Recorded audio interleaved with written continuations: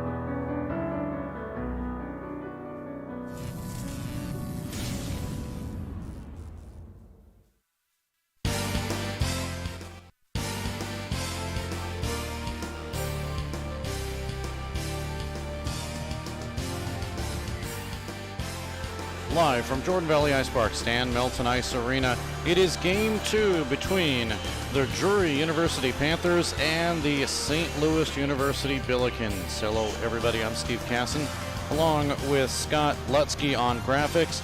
Our cameraman will be Calvin, that is, Wheeler. Once again, we are happy to have him do work for us, but the Drury University Panthers, they did work yesterday as far as a trivia question goes. Who is the first person to score a goal in the history of the Drury University Hockey Club? And that answer, if you are ready, I'll give you a second to get ready. It's Xavier Abel. He got the first goal out of Chicago, Illinois. And that, of course, another part of the trivia question is, what was the strength? It was a 4-on-4, not an even strength goal. And the Drury Panthers, though, do fall by a count of 3-1 to the Billikens, who got early goals in the first, 2:19 on the power play. That one was a goal by Nick Corker. That was his 5th of the season. And then Avery Riva gets a power play goal at 5:53. And then to start the second period early on, 3:15, it was Patrick Waterman getting his 2nd of the season until the Panthers broke free about 2 minutes later to get that 4-on-4 goal. But the biggest key right now for the Panthers not only is to settle down, but to stay out of the penalty box. I did not get a chance to talk with Ben Kenyon, the head coach of the Drury Panthers. Other than yesterday, I got his thoughts about the game. And he said that, he is going to be talking to his players. They need to settle down a little bit. They need to understand that it's now time to play hockey. And, again, you can argue the fact that this is a hockey team that first got to play another team other than themselves for the first time in their history. And there will be growing pains, and there will be things that this team will do that you won't think about as the season goes along. But right now, the Drury Panthers are hoping to get back to 500 and get a victory here today over the St. Louis University Billikens. The Panthers will start Grayson Skierpan. Does not have a record. He has not played. The freshman out of Pennsylvania, Philadelphia, Pennsylvania. 6 foot, listed at 160, though you throw that equipment on, and he's definitely a bigger goaltender than what you see, at least statistic-wise. it will be Keegan Heeger once again in net for the St. Louis University Billikens. In fact, he's the only goaltender that they have brought on the trip. Denisa Jandova, who is a transfer from Women's NCAA Division III and Adrian College. She is not on the road trip here this week. I mentioned our camera person is Calvin Wheeler, and he's doing it again. Calvin, let's talk to you real quickly here and get that microphone pretty close to your mouth. And, you know, you're not in the game this weekend. I know it's kind of tough. I know you want to get out there, but there are several different players that need to get a look. First of all, I'll ask you your thought on yesterday's game. Well, I think we spent a little bit too much time in the penalty box. We did a good job moving the puck, you know, as far as a new team goes. We've been doing a lot of puck movement practice, and I think we did a good job of that, but we just need to keep our noses clean, stay out of the box, and hopefully we can spend a little bit more time in the offensive zone today. St. Louis is a team that, of course, the Panthers have never seen. They've never played against really another team before. What do you think the key is to today's game besides staying out of the box? And it looked like Drury really started to get things going in the third period yesterday. In fact, the first power play they had, they looked very well on that. Is maybe the key getting more shots? I would say so, yeah. I talked to a lot of the guys after the game yesterday, and that's one of the big things they said. We were trying to do too much with the puck. We really just need to get the puck to the net and then crash. We've got a few big guys that hang out down there in front of the net. O'Connor and Johansson are two examples that come to mind. We just need to get the puck in front and let them take out the trash. Yeah, it seemed like yesterday in the third period when they finally got players in front of Heeger, they finally were creating some opportunities. So it looks like that's the key to this hockey game. For folks that have not heard who you are, where do you come from and what brought you to Drury? I'm Calvin Wheeler. I'm from Ozark originally, which is about 20 minutes south of Springfield here, for those who don't know. I'm technically a sophomore this year, and I came to Drury just because I wanted to keep playing hockey, and that was the best option for it. Yeah, we have you listed at Springfield, but I didn't know that you came from Ozark. That's where I live. Oh, small world. There you go. Absolutely. What, did you go to Ozark High School? Yes, sir. Graduated in 2021. Okay, so yeah, well, definitely a good product to have, that's for sure. Now, we'll talk about it since we got a couple of seconds here. Nobody really knows about hockey in this area. When somebody found out you were a hockey player, did they ask, what is that sport? Well, personally, normally the reaction I get is, aren't hockey players normally tall? And then, yes, they are kind of blown away that there's hockey in Springfield. And then I start to tell them about it. Normally people do know what the sport is for the most part. They're just not aware that it's local. It's definitely one of the best sports. I don't care what anybody says. Yeah. So, absolutely. All right, well, we will let you, I see you've got some food in your hand. We'll let you scarf that down here in the next couple of seconds. And we'll try to get our audio fixed there, but all right, looks like it is. Calvin, thanks so much. And again, thanks for doing this camera work for us. Appreciate it. No problem. That is Cameron Wheeler, and of course, or Calvin Wheeler, that is. I think I called him Cameron twice. I'll have to change that, but it's Calvin Wheeler from Ozark. In fact, I'm going to change that on the list. He is from Ozark, Missouri, and yeah, just of course, having coached here for several years you now. Know him? Calvin is a player that I coached through the years, and actually, he and his father we coached him in his youth career. So it's fun to see him. Growing and matriculating in the sport, and now a college hockey player, so it's fun to watch. Relative to the same lineup for Drury, with the exception of Skirpan in the net. For St. Louis, it will be a little different. In tonight will be Thomas Palter, along with Michael Jonell. Scratched will be Kevin Healy and Adam Herrick.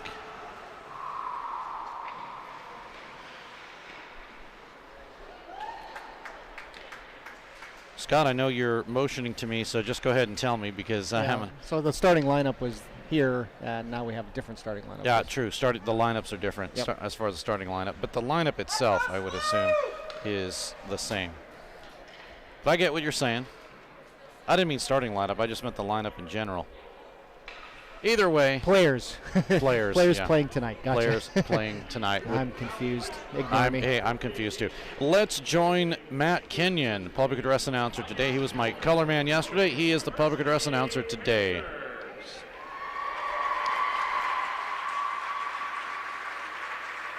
And now let's meet the starting lineups. First, for the visiting Billikens. Starting on right wing, number 4, Aiden Penberthy. Starting at left wing, number 13, Joey Betuli. Starting at center, number 19, Gus Lighthouse. Starting on right defense, number 60, Mickey Callahan. Starting on left defense, number 18, Avery Reba. And in goal for the Billikens, number 30, Keegan Hager.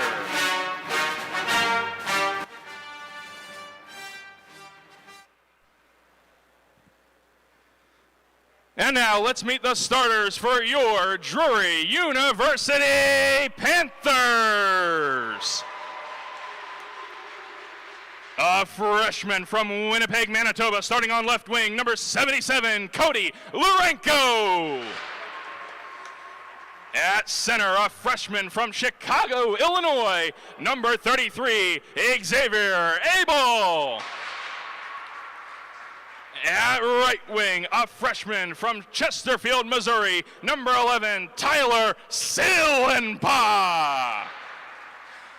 On left defense, a freshman from Riverview, Florida, number 12, Jake Lyons. On right defense, a junior from St. Louis, Missouri, number 2, Neil Serrato. And in goal for the Panthers, a freshman from Philadelphia, Pennsylvania, number 1, Grayson Scarpan. The Lions head coach is Ben Kenyon, who is assisted by Richard Beck, and the athletic trainer is Aaron Kidman. Now, please rise if you're able, and gentlemen, remove your hats for the playing of today's national anthem.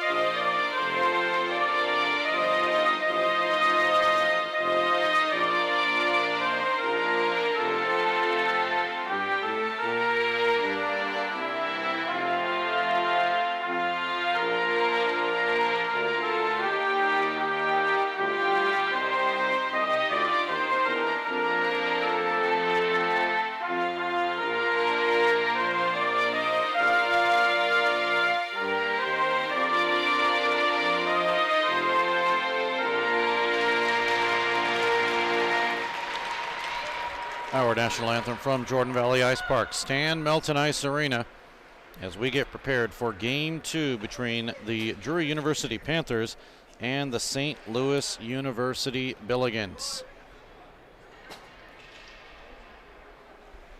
Both teams slowly getting ready, putting their helmets on, and just about ready to start game number 2. I mentioned in the pregame that they were quick goals, and if you think about it, 2:19 to the first period, a power play goal by Corker. That means Drury, they were in the penalty box very early on in the hockey game, and that's something you have to avoid. That's going to be a key today's game is staying out of that box and maintaining that discipline, because St. Louis has shown that they'll capitalize on the opportunities that you give them. Drury Panthers in gray and red. They will skate from the left to the right, and the St. Louis Billikens in the white and blue. They will skate from the right to the left. Grayson Skirpan for the Drury Panthers, and Keegan Heeger for the St. Louis University Billikens. Play is in the DU zone very quickly. Panthers with control. They flip it back out to center ice. Stopped there quickly by Mikey Callahan and sent right back into the DU end of the ice. Puck stolen, taken by Aiden Pemberthy. He gets checked hard at the half boards. Now behind the net, it'll be Xavier Abel. Abel tries to work the puck. These are the new jerseys for the Drury Panthers, and Scott, a little difficult to see the numbers. Puck gets flipped up over the net as Skirpan sees it flip over him. Come the other way, all the way down into the St. Louis zone. We'll get an icing call here. Icing will bring it back into the Drury Panther end of the ice. Take a look at the officials here. Terry Farrar and Don Arias are the referees, and CJ Lukemeyer, he is the linesman. Puck flipped off the boards and the Panthers have it. Abel, he'll flip it in. Glove down by Tyler Sillenpaw. Sillenpaw will get checked into the corner. Tyler, freshman out of Chesterfield, Missouri. Puck flipped to the point, and a drive in, just tipped off the outside of the net. Panthers fans were looking for that one to hit, and that would have been Gilligan's first goal. Devin Gilligan out of San Jose, California. Billikens with Carson Pruitt has 1 goal this season, scored against Marquette. Now come the Panthers. Here is an opportunity for Owen McNamee. He's pulled off the play. We come the other way. Billikens with Travis Herrick. Tried to pass across, and it's broken up, and we get a hand pass, I believe. Or an offside. Either way, it's a stoppage in play and not a penalty, so that's a good thing. 18-16 to go in the period. Puck will be outside the Panther zone. It's quickly won and quickly sent in by Peter Rubis. Rubis is a sophomore, 5'7". He plays out of Chesterfield, Missouri, or he was born in Chesterfield. Probably played there too. Panthers with a drive in. This one gets flipped up and out of play off the stick of Louis Fournier. 18 minutes to go in this period and no score.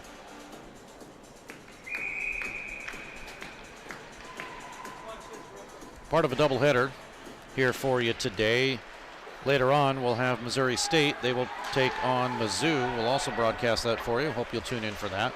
And then Mizzou stays for another day. They will play Drury tomorrow. That, I believe, is a 1 o'clock game. But we will not have that broadcast for you, though. Now Panthers in their own zone. Pachuta. He looks down the middle. Puck taken away from him, but some good help there by Dylan Coles. St. Louis in a line change. This will give Drury an opportunity to bring it across the line. They do. And Pachuta gets hit after his efforts. A drive from the right side. Oh, what a save there, as that was low along the right side by Jake Lyons, and a good save by Hager. We come the other way. St. Louis will bring it in with Thomas Poulter. He gets hit into the corner. Fans react to that one. Drive in, save, rebound. It goes into the corner. Skirpan made the first one. The second one comes right on the doorstep, and a big save as Skirpan gets over. Joey Gregleski was right there on the doorstep. And Skirpan makes a huge save there. Gregleski, the junior out of St. Louis, was hoping to put the Billikens back on top once again. They were up 2-0 in yesterday's game in the first period. Chased down by Mickey Callahan. Stepping in front of him is Sillenpaw for the Panthers. And Drury will have to retreat and set things up again. Puck stolen, though, taken by Riva. He had a goal in yesterday's game. Riva with a backhander in, and it's held onto by Skirpan. one of 4 goaltenders on the Drury Panthers. Cale Parker out of Springfield, Eli Morrison from Omaha, Nebraska. We saw Josh Robbins yesterday from Blackie, Alberta, Canada, and now it's Grayson Skirpan.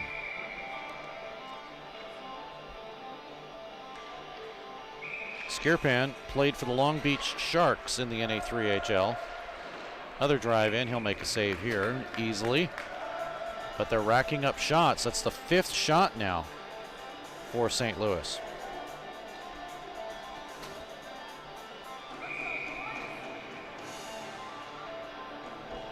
Last minute change for the Panthers. Puck held in. A drive that flips through. Pruitt got that one. Carson did. Here come the Panthers. They try to break a 3-on-3. Stuck in the zone, and they're going to get what they want. They'll get a face-off in the St. Louis University zone. Good crowd on hand here. I know there's a lot going on today, including a Missouri State football game. A couple of high school games. I know, Scott, you lived at this rink with all the high school games that went on. You don't have to do that anymore. No, well, I'm missing it, I got to tell you. Yeah. You take one day off and it feels like you've missed. Well, for you, it's been more than a day. 6 years straight, and this is my first year not coaching. So. Wow. O'Connor sends it into the far side. Now he gets the puck as it swings back behind the net. Fournier is there to check. Labutis, he has possession now. He's trying to work it through. Broken up by the Billikens. Pemberthy, lead pass. They get it to Vituli. Vituli with a drive in and a save by Skirpan.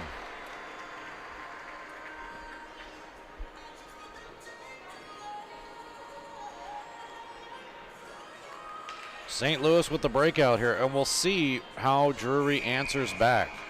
That breakout came from right around the red line on.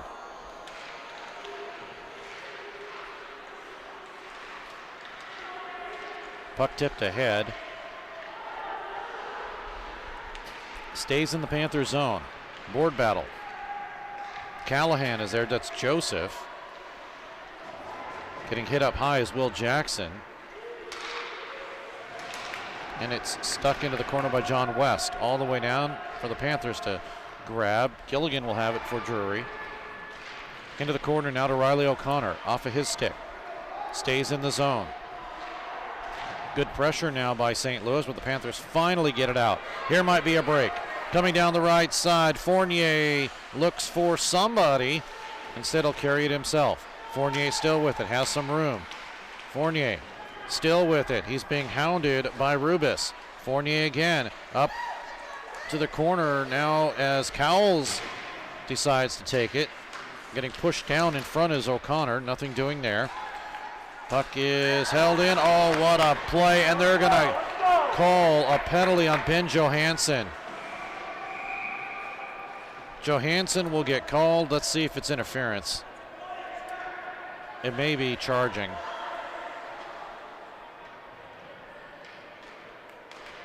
It's interference.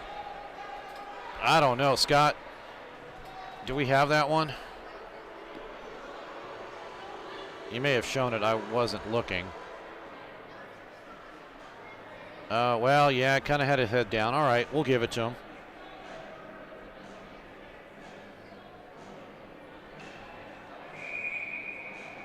So interference will be called to Johansson. And the Billikens will go on the power play. St. Louis 2 for 6 yesterday. That's 33% as the puck is cleared out.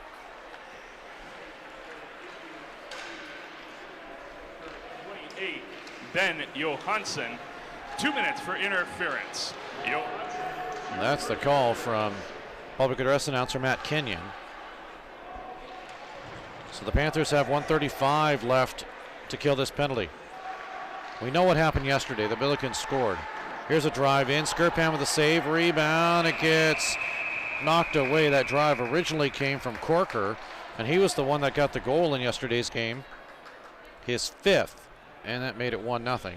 But he was denied by Skirpan this time.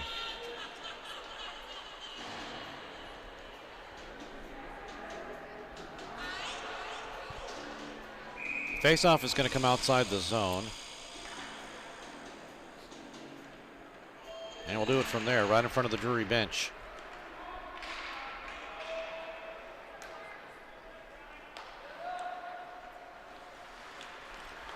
Just the second game in the history of the Drury Panthers. And they've scored 1 goal. Coming right down the middle is Corker. Puck is loose. Hits the back of a Panther. A second shot by Waterman is deflected into the corner. Dropped down in low by Gus Highhouse. It's on the line, but Highhouse can't hold it in. And a delayed offside as the Panthers will send it all the way down and clear the puck with 40 seconds to go. Oh, a bad play off the back of the net. Panthers steal up the middle. Here's a drive in by Bachuda. It's moved into the corner, but nobody for the Panthers. They all came back. At least the defenseman came back, so no one on the line. Travis Herrick across. Panthers break it up. Taken away and cleared. 19 seconds to go. Back of his own zone, Mickey Callahan. Here's a 4-on-2 into the zone for St. Louis. Across the line, Callahan drops it off to Herrick, and he misses wide. Power play is expired. We're back to 5-on-5. Out of the box is Johansson. Puck comes in and a backhander and a score as Joseph Callahan will get the goal. The power play just expired, but once again it's the visiting team to put it in, and St. Louis University will take the lead on their 8th shot of the game.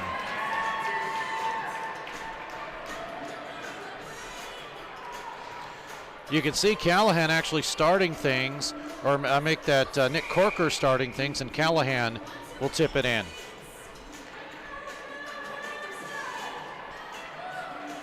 This coming at 7:45.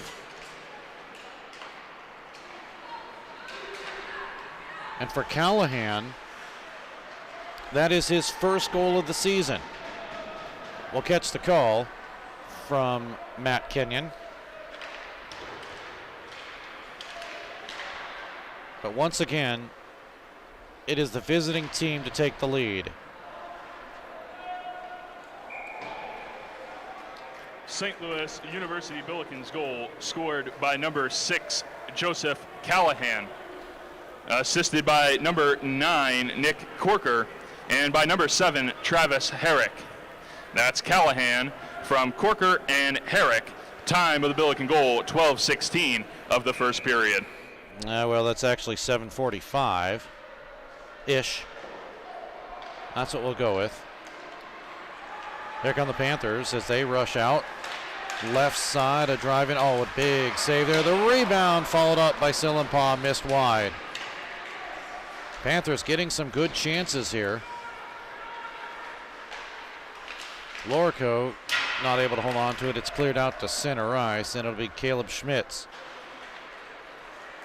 Bank it off the boards to Abel.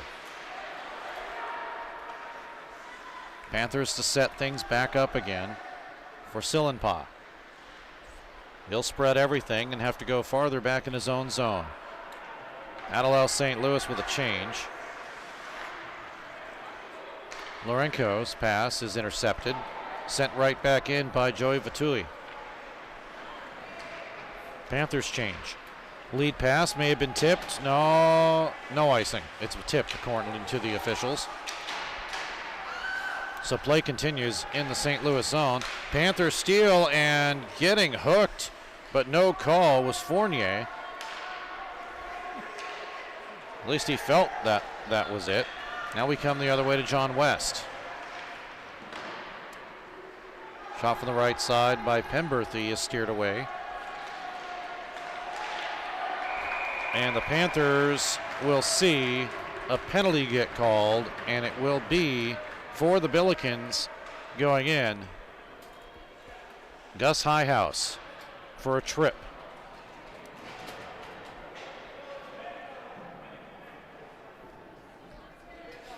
This will be the first power play for the Panthers.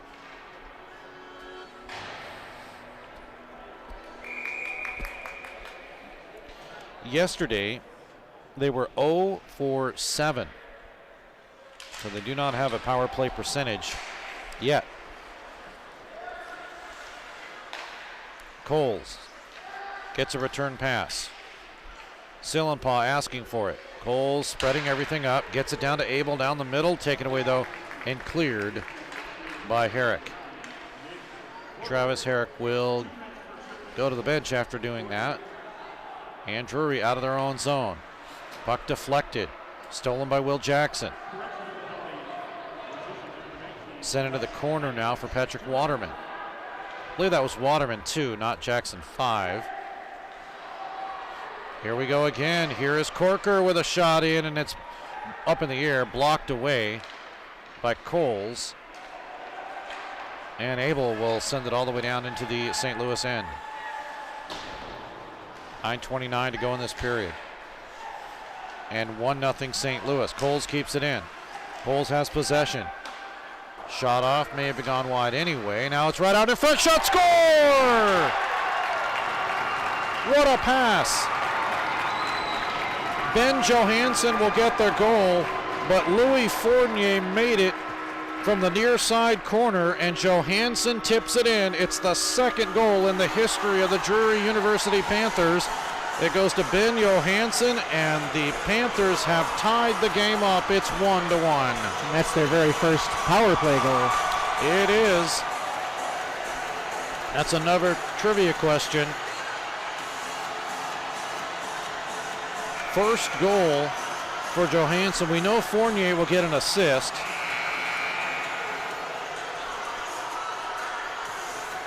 And here in the first period, it's 1-1.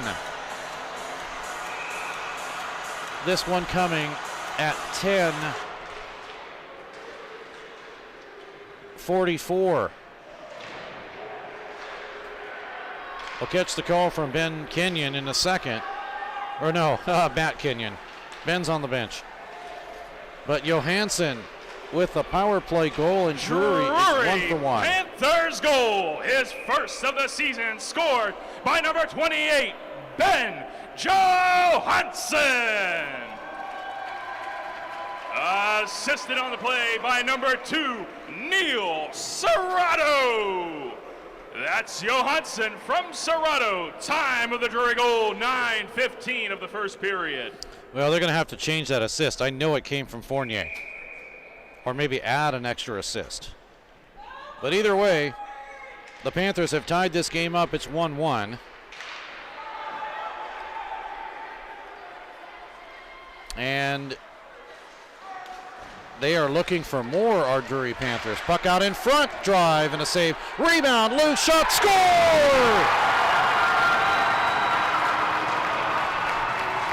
The second effort shot by Patrick Labutis goes in.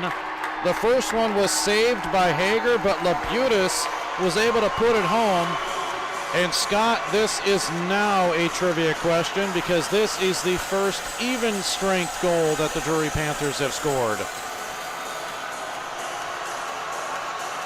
And Labutis will get the goal on the second ever putback.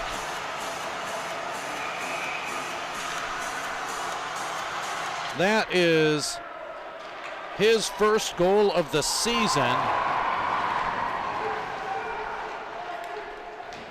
And the Drury Panthers have taken their first lead ever as a hockey club. We'll catch up. Panthers goal, his first of the season, scored by number 76, Louis Fournier. Assisting on the play, number 19, Owen McNamee. That's Fournier from McNamee. Time of the Panther goal, 8. Well, definitely going to have to double check on these goals. I don't believe what they are is what was announced. But this goal coming at 11:22 for Drury, who has taken a 2-1 lead. Puck is sent all the way down to the DU end of the ice, no icing. And we will clear all of that up coming up at the intermission. But here is Sillenpaw. He'll drive it through. Puck flip down where Corker is there. Scott, do we have that last goal that we can play next stoppage? 7:11 to go in this period. We'll see if we can double check and see who that goal scorer was. And there it is. It's really hard to tell because one player had his hand up already, indicating that he scored it. Yeah, and somebody shot after that. So and there really wasn't a line to tell, but I believe that's who it was, but we will double check. As you know, the officials are the ones that report the goals to the scorer's table. So puck flip back into the St. Louis zone.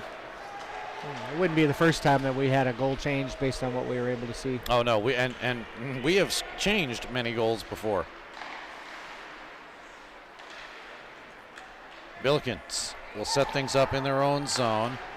6:14 to go in this period.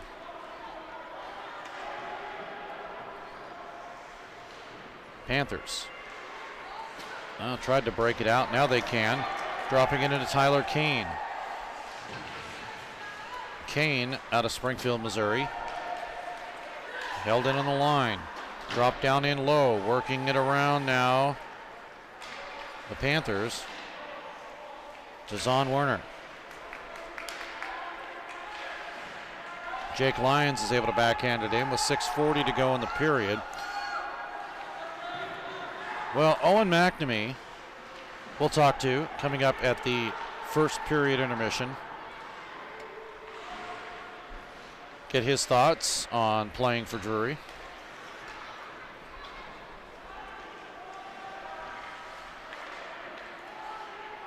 And the Panthers with a 2-1 lead, the first time they have led in this series. They trailed all of last game. As the puck comes all the way down, no icing. Fournier makes sure.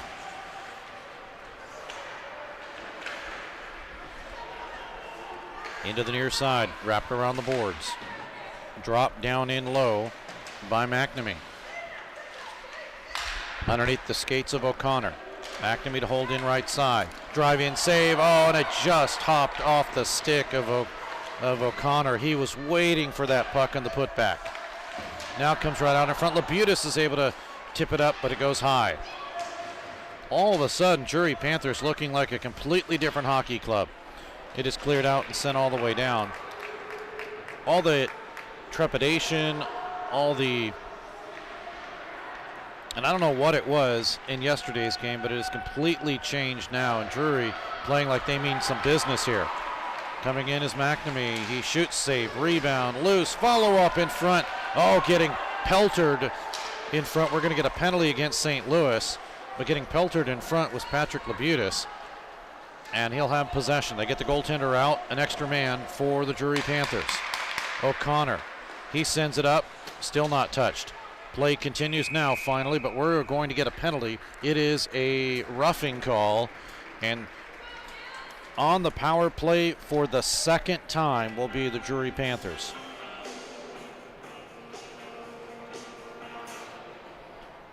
A great opportunity for Drury here. Going into the penalty box will be Travis Kane.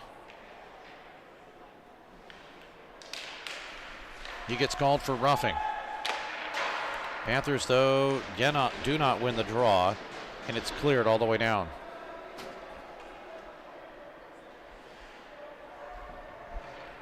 So Drury starts out of their own end. Off the stick of Abel.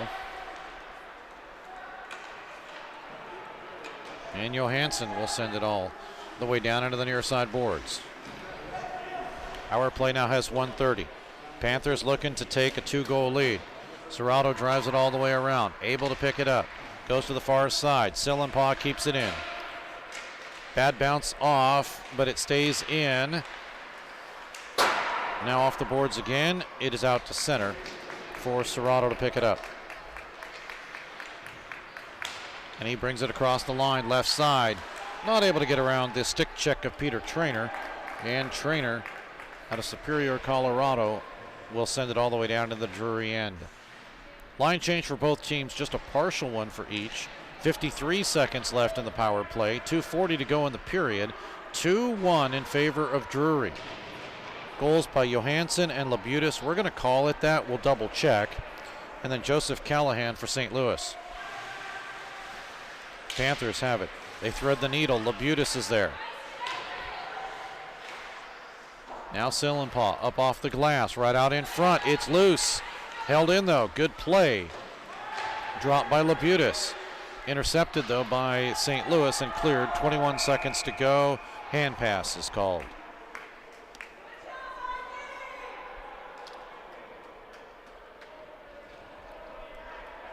Now with 19. And we will have a face-off in the Drury Panther end of the ice.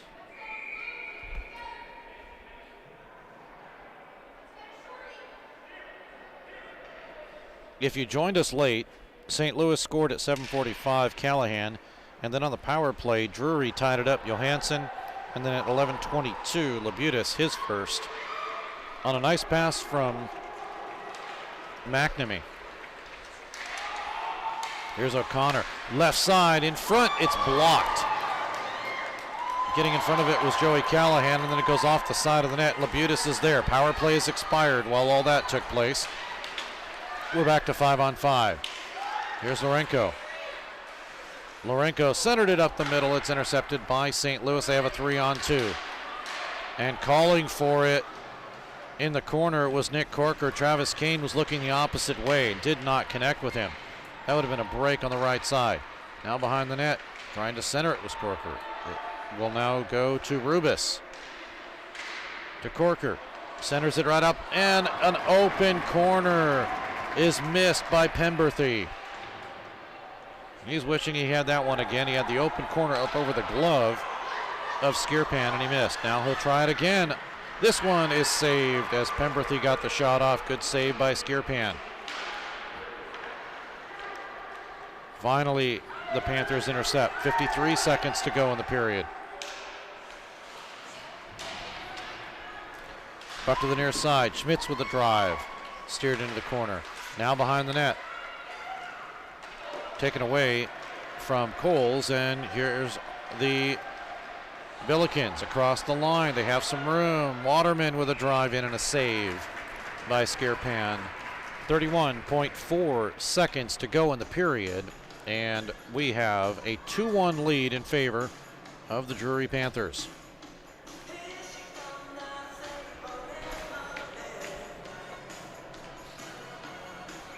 Face off to the right of Skierpan.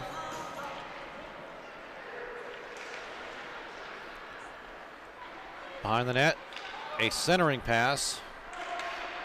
That's grabbed by Drury and cleared out. Cordy Lourenco doing that, but it's tossed right back in for him to do a second attempt to get it out. 11 seconds remains. Good pressure by St. Louis.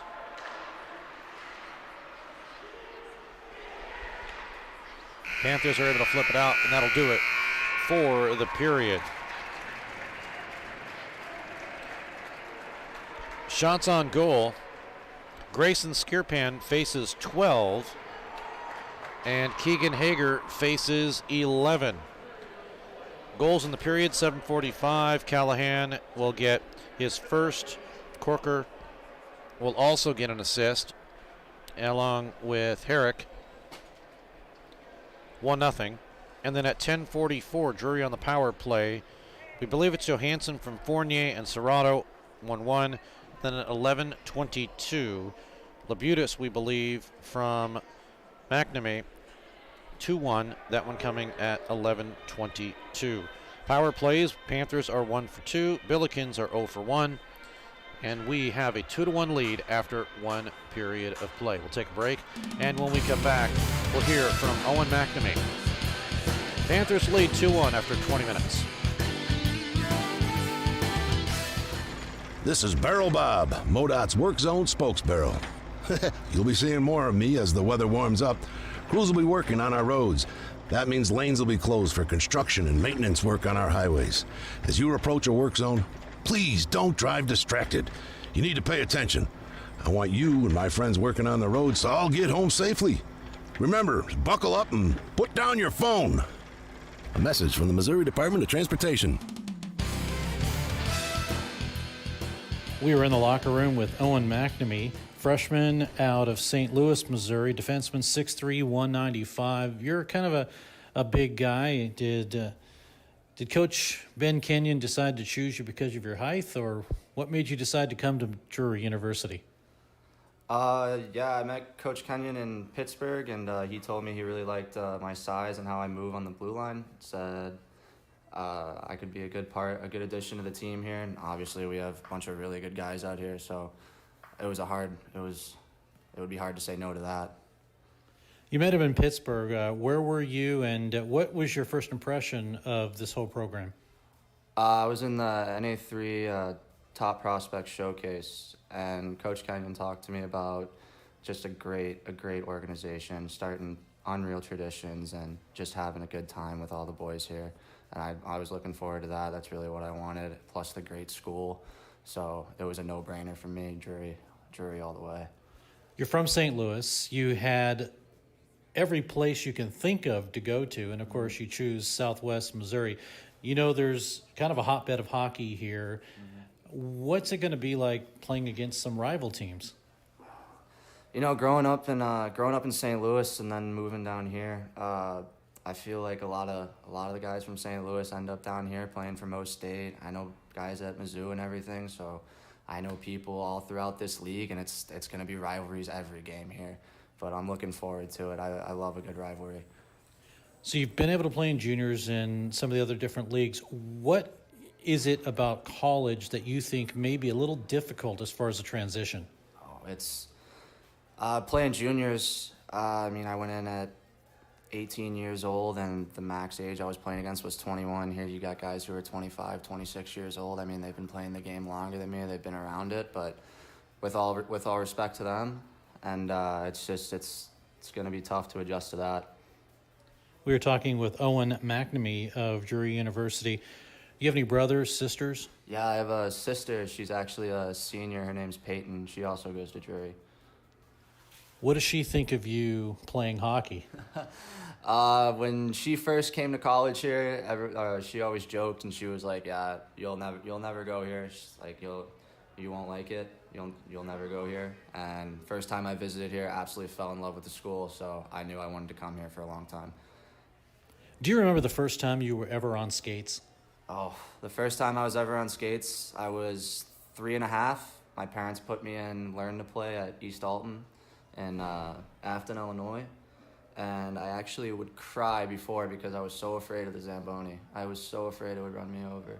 But my parents love them to death. I owe everything to them. They kept me in it. They pushed me through everything, and look, and now I'm here. So. Do you remember your first goal? Oh, I do not remember my first goal. That was a long time ago. I can imagine it was probably a pretty special feeling though. Talking with Owen McNamee of Drury University. Obviously, you're going to be creating memories here at Drury, but up to this point, what has been your most memorable score? Like my most memorable goal? Yeah. I would say high school, my senior year, played on my birthday against Fort Zumwalt East, and I had 11 points that night. I had 7 goals and a couple assists too. So that was probably the best game, I think. So your best goals were also part of your best game at that point. That's the most memorable moment I think I have in the last few years. That was a great time. I mentioned you grew up in St. Louis, so who's your favorite NHL team? Gotta go with the St. Louis Blues. Have to. Growing up around them, a lot of my coaches played for them and everything, so just been born and raised to be a Blues fan. You think they'll go at least to the playoffs this year, but will they go much farther? Oh, of course they will. But being from St. Louis, we say that every year, but I believe in the boys. They got it. Going to play Gloria here pretty soon? Gloria? Yep. Love that song. can't get it out of my head. So what do you want to be when you grow up? I actually want to go into chiropractic. I'm studying exercise physiology here at Drury, and I plan on staying here for 6 years and getting a master's. And then after that, we'll see where I decide to go after that, but that's my plan for now. Does that mean that Drury has you for at least 5 years? 5 more after this, yes, sir. Do you have a ritual or anything that you need to do before you get ready for a hockey game? Have to have a pregame nap. On the ice, I'm very, very superstitious in warm-ups. I had to do the same stick handling before every game. I have to be the last person to shoot during the half-moon warm-up. Other than that, I'm pretty easygoing. Try and keep it super light so you don't get in your own head. Just try and be as relaxed as possible, but there's a few things I focus on a little more than others. Is there any player, whether he's NHL or what have you, that you kind of look up to or maybe have mimicked your game by? Yeah, most recently, I think, obviously the best defenseman in the league, Cale Makar, being able to move like him and being able to dish the puck around like him. I strive to be a player like him. I'm sure you'd like to have the cash he just scored just moments ago. Yeah, I definitely would love that. That would be good. When you get out onto the ice, is there anything that you think of? Some people say, okay, I've got to play well tonight. But do you have any personal goals of things you might want to accomplish by the time the game's over with? You say, okay, I did what I thought I wanted to do. No, it's never anything personal. You got to go out there, and all you got to think about is what can you do to benefit the team and what will help the boys out there the most. But never anything personal like that. One final question here. Do you have a favorite meal? Mom's lasagna. Can't go wrong with it. She's making it for me this Saturday when she comes to the game. And me and my roommate Josh are going over there for a nice dinner. We're really looking forward to that. So it must be nice that you have family at least in the area. Yes, it's very nice. With my sister, she's got an apartment a mile away, and my parents will be at every home game here. So it's nice to keep it close to home. Having that support obviously has to be easy for you, number one, to make the decision to come here, but to have your family so close. Mm-hmm. Yeah. Yeah, it's very nice to have them around. I mean, whatever I need, my sister's going to be there for me, or my parents are just a phone call away and a quick car ride, so it's good to keep it close like that. Owen McNamee of the Drury University Panthers, freshman defenseman, listed at 6'3", 195 out of St. Louis. You'll be seeing a lot of him this season on the ice at the blue line. Owen, thanks so much for doing this. Hey, thank you so much, Doug. We are in the locker room with Patrick Labutis, the freshman out of Tampa, Florida, 5'8", 150. Well, you're listed at that, but on the ice, you're pretty quick out there. Thank you. Yeah, I'm not the biggest guy, so I try to use my legs and my speed to my advantage. Now, you could have gone anywhere, especially any college in Florida, and have the nice weather, but you choose the Midwest. What brought you here to Drury University?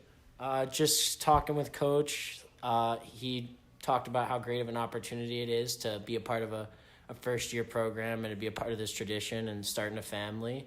And I like the small school feeling. I like the family feel, and being in the town of Springfield, it's pretty nice. The hockey here is growing, and we're looking to be a part of that. Have you ever been to this area before? Only just passing through and visiting. I've never actually spent time here before I came here, but pleasantly surprised. There's different hockey all over, and they could say people on the East play a certain style, the Midwest does, the West Coast does. Did style have anything to do with where you played at all? Not so much. I feel like it was more just the connections I made, and you base your decisions based off of people giving you good vibes and giving you good impressions, and they checked all the boxes for me, so it seemed like home to come here. A couple other folks, including Dylan Cowles, decided to come here. You know him. Just leaving your home area to come out in the Midwest, was that kind of more of a excitement than anything? Definitely. I've played 2 years of juniors, so the first time leaving for that was pretty terrifying, but those ended up being 2 awesome years. So to be able to do it again with another great group of guys and do school as well, you can't pass up that chance. Speaking with Patrick Labutus of Tampa, Florida, the freshman joining the Drury Panthers this season. That leads me to my next question. I know you're just a freshman, but what do you want to be when you grow up? One day I would like to start my own hockey program, start my own hockey school, and just a lot of people don't have good coaches where they come from. They don't have people that believe in them, and just to be a good coach that doesn't show bias and teaches kids to play the right way. I think that would be awesome. So it sounds like you kind of have the coaching tendency. Did you have that growing up?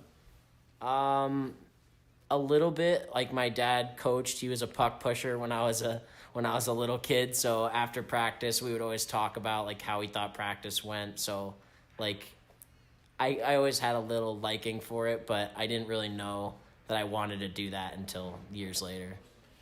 Was your dad the kind of dad that, as you said, after you got done with practice, he's kind of becoming more of the coach than your coach to you?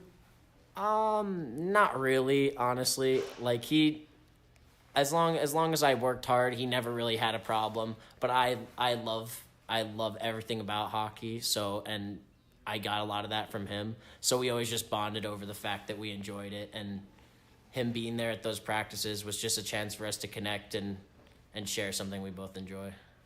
Patrick Labutus of the Drury University Panthers. Now, you're listed at number 37. Yes, is that a number you picked? It is. It is definitely a number I picked. My favorite player last couple years has been Yanni Gourde. He was a big part for our Tampa Bay Lightning in winning a Stanley Cup. Unfortunately, he's not there anymore, but I just love his work ethic. He's a small guy also, good leader, like just everything about him. He's a class act. You've had 3 years since Tampa, of course, has made it the past 3 years to the Stanley Cup. Have you gone to any games? I have. I actually was lucky enough to be in the building when we won the first Stanley Cup, and it was unreal. Being a fan since we were kids, like it was. They won when I was a kid, but I wasn't old enough to really understand what was going on and realize how cool it was to see them do it again in my lifetime and be old enough to really understand how special it was. It was awesome. Is lifting of the cup something that you want to do? Hopefully in a couple of years, our Drury Panthers can raise a cup of our own. That's the goal. Well, before you do that, obviously you got to play that first game on the ice. What, if any, kind of nerves are you going to have getting out on the ice? I think like the first couple minutes, like going through warm-ups might be a little nerve-wracking, but after that, you start to settle in and it just becomes another hockey game. Talking with Patrick Labutus of the Drury Panthers. Do you have any rituals or anything that you do before you get ready for a game? At the end of warm-ups, we do like a little sprint thing, and me and Jake, another one of our teammates, we do like a little extra jog, and then we do like a little handshake before we go on the ice. Nothing too superstitious, but just something to keep it light and get engaged with the boys. Do you remember the first time that you were on the ice? Maybe not the first time I ever skated, but I remember like the first time like enjoying it and just thinking like this is the greatest thing ever. You mentioned your dad. Do you have other siblings? I do. I have a sister who's also a freshman in college at the University of Georgia. Does she watch you play or? She does. Yeah, my entire life, my family, my sister, my mom, my dad, they've been supporting me 100%. So I couldn't ask for a better support system. Do you have a favorite meal that you have to eat before games? No, I'm not super picky. Usually whatever we get on the bus on the way, it's just what we roll with and just roll with the punches. When you're out on the ice, is there anything that maybe you feel that you personally have to accomplish? When the game's done, you say, okay, I got this done. I did what I needed to do today. Just try to be fast. Again, I feel like my biggest contributor to the team is just that I'm a fast guy, but also just try to be positive energy on the bench. Like as one of the older guys on the team, you just try to make sure the the bench stays hungry, stays happy, and everyone just is in a good mindset and a good tempo throughout the game. Who is your favorite NHL team besides the Tampa Bay Lightning? I'd probably have to go with the Florida Panthers, even though that's a questionable look. It's as long as they continue to do well as well, it grows hockey in the state of Florida, and I'm sneakily becoming a Blues fan while I've been out here. That's always a good choice right there. Blues, and hopefully they'll meet each other. That'd be nice, wouldn't it? For sure. That would be awesome. Patrick Labutis is joining us from the Drury Panthers. Thanks so much for doing this, and good luck the rest of the season. Thank you so much. I appreciate it. We'll be back. And actually, we will not be back. We're ready for third period. Make that second period action. A couple interviews in there for you, Owen McNamee and Patrick Labutis.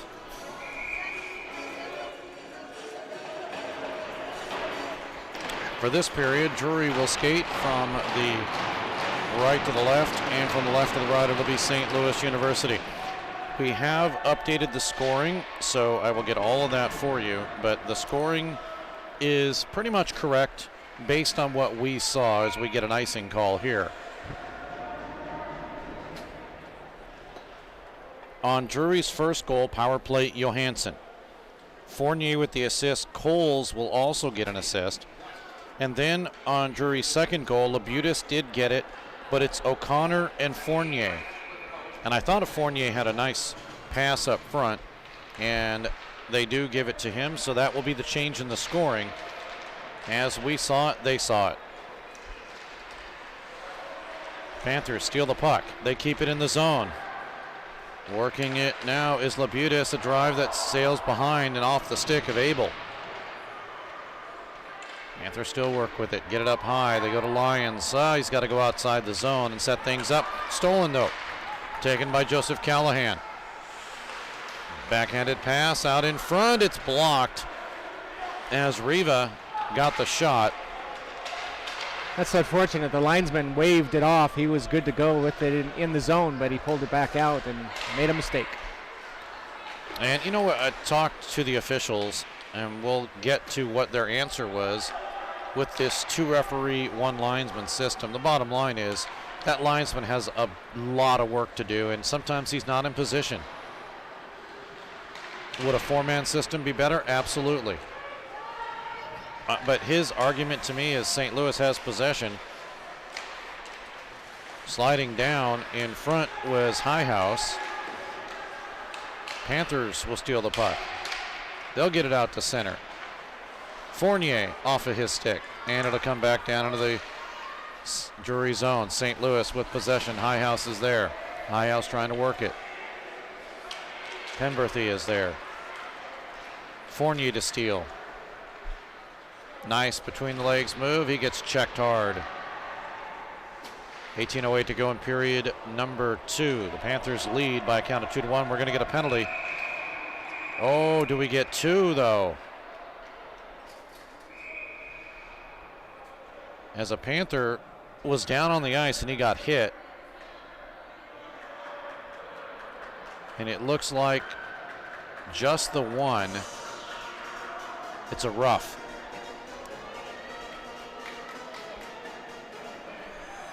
Let's see if we can look at that one.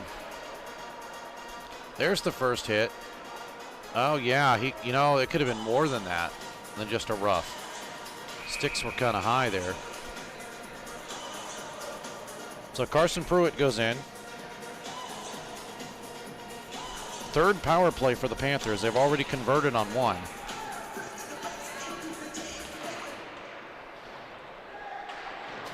Puck is still held in the zone after the faceoff draw. Good play there by Fournier. Fournier has it. Now a drive by McNamee sails up high. McNamee calling for it. Instead, they go behind the net. Power play for 138. Panthers with Fournier. Somebody lost their stick. In front, that's Callahan, Mickey Callahan. Panthers have it. Tried to bank it off of him and maybe the goaltender. 1:22 remaining, puck is cleared. Panthers got to get out of the zone. O'Connor across the line. Fournier with it. Fournier to work. Shot kicks off the side, and we're going to get a penalty. Oh, well, a Panthers down. The net's dislodged. So to get back to my point about the referee system, the officials basically said, yeah, would a four-man referee system work? Absolutely. Do we have enough personnel for a four-man? No, we don't. Or enough money. Well, I don't know if it's really the money. He said basically they do not have enough officials. And young officials that can skate. Because the bottom line is the referees are doing their position because they're just too old to skate anymore. Not that they can't do it, but they can't do it for an entire game or 2 games. Right. And so that's been the argument. So if you want to be an official and make some money, go do it, because it can be a rewarding part-time position for you, is basically what Terry Farrar told me. Panthers have the puck at center. Johansson, but instead it's sticked into the corner to Abel. Shot sailed just high up over, and the Panthers were looking for one right there. Going on 4 minutes in this second period, and we've yet to have a single shot on net. Yeah, we're still 12-11 in favor of St. Louis. Good eye there. Here's a shot in, score from the left side. It is a power play goal. It is the second goal for him, and it is as Xavier Abel promised. He's going to get another one, and he does. It's 3-1 Drury.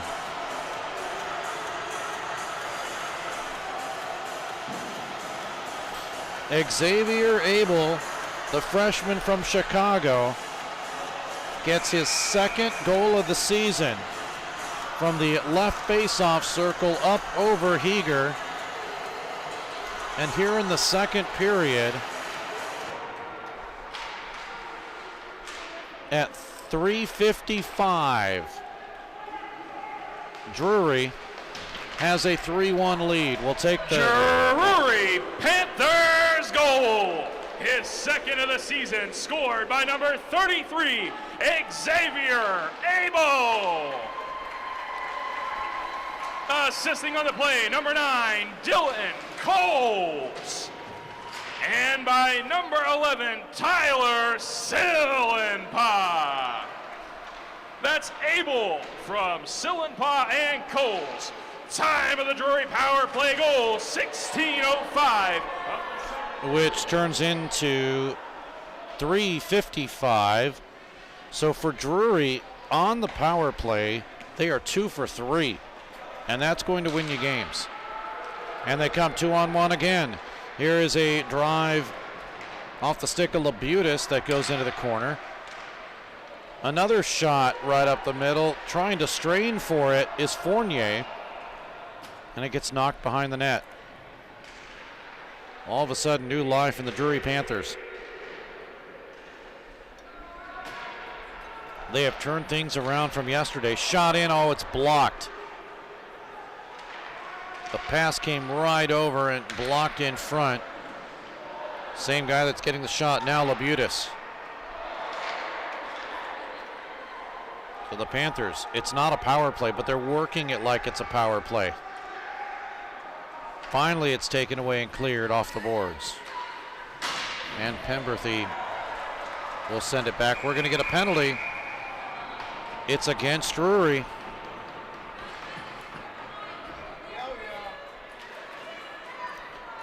It's a cross-check. Scott, do we have that? I was not looking behind the play. Sam Stack with the cross-check, it looks like. Yep, that's a cross-check.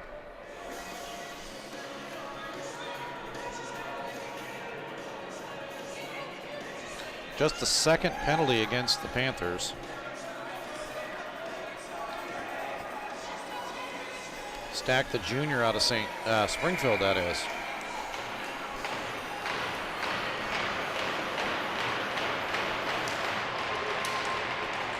So Drury, who gave up 2 goals in yesterday's game on the power play, will have to kill one out here.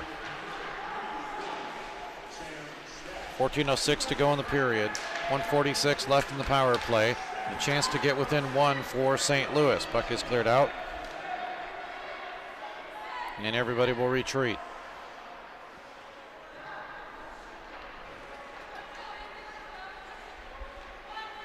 Billikens bring it across the line. They drop it down into the corner. Sent over by Vituli. Left side. Hesitation, and here we come. Here is a break for the Panthers. Sillenpaw, he gets free. In front, he shoots. Oh, what a save and a good recovery there by Heger. As Sillenpaw did everything he could to break free, and once he was able to catch up with the puck, Sillenpaw with a save, and now what do we have? Aggressive deliberations. Yeah, you called it something besides aggressive something. Yeah, I don't recall. I'll have to go back and watch an old game. What a play there, and a good save too.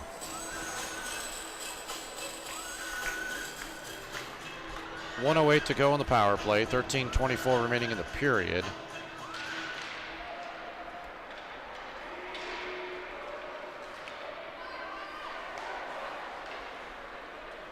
Panthers bring it in. 58 seconds to go.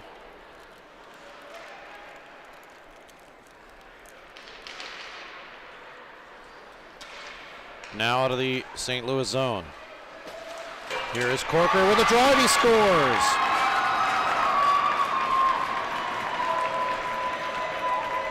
Nothing but iron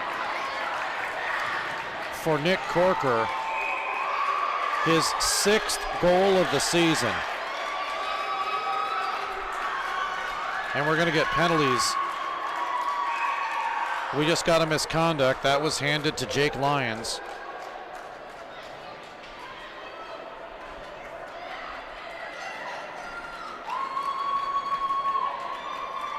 It is now 3-2. We'll take a look at this one here. He is blasted from the top of the right circle, hits the post, and goes in.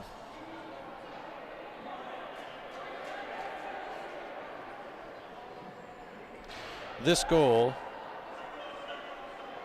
will come at 7:01. Now, the officials are talking with Panthers captain.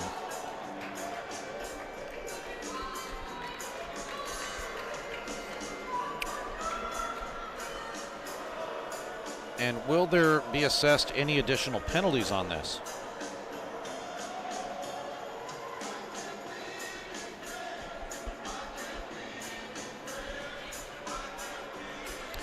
We know Jake Lyons gets 2 minutes. It's probably 2 and 10.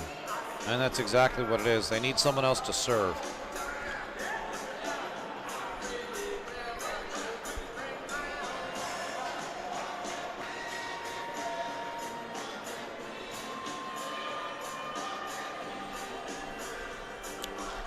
Although there is an additional penalty for Waterman has been added.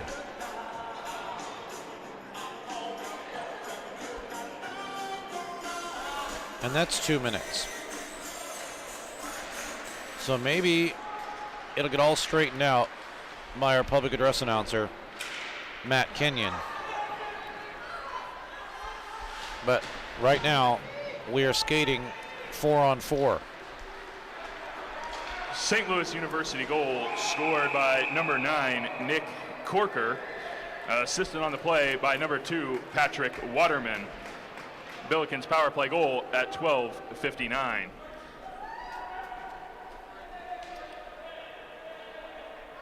Penalties on the play. First for Drury. Unsportsmanlike conduct handed to Drury's number 12.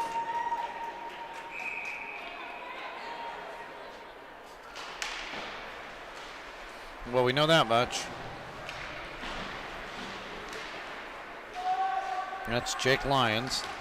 Puck comes in and a score as it came from behind the net. It was centered by Travis Herrick, and it banks off of Corker and goes in the net, and this game is tied at 3-3.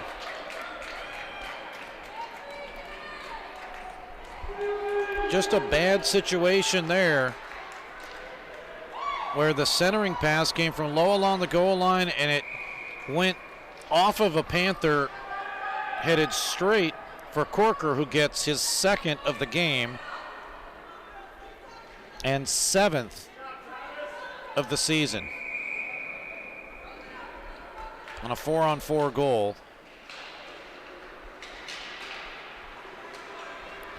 This one will come at 5:30.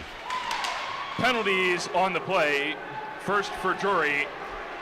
Unsportsmanlike conduct handed to number 12, Jake Lyons, and a 10-minute misconduct. Penalty on the play to Slew. Number 2, Patrick Waterman. 2 minutes for unsportsmanlike conduct, all at 12:59.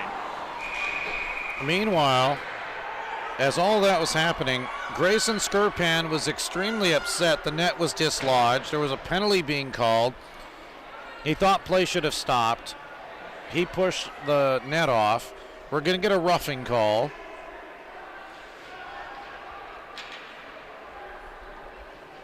As looking for his third goal was Corker.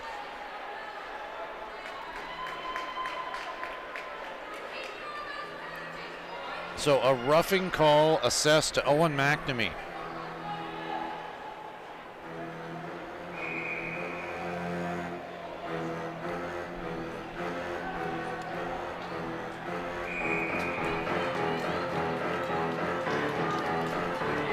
So McNamee will go in, and that means we have plenty of ice here. It'll be a 4-on-3 for St. Louis. This is now their third power play. Shot, score from the left side. That is Corker once again.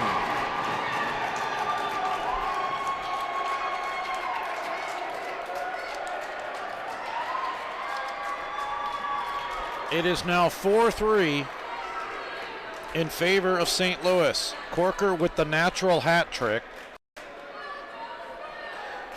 Goal number 8.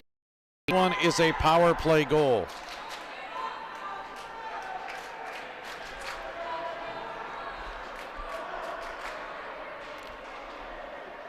.9:11 the time of the goal. It's the 8th one for Corker. The Billikens are 2 for 3 on the power play.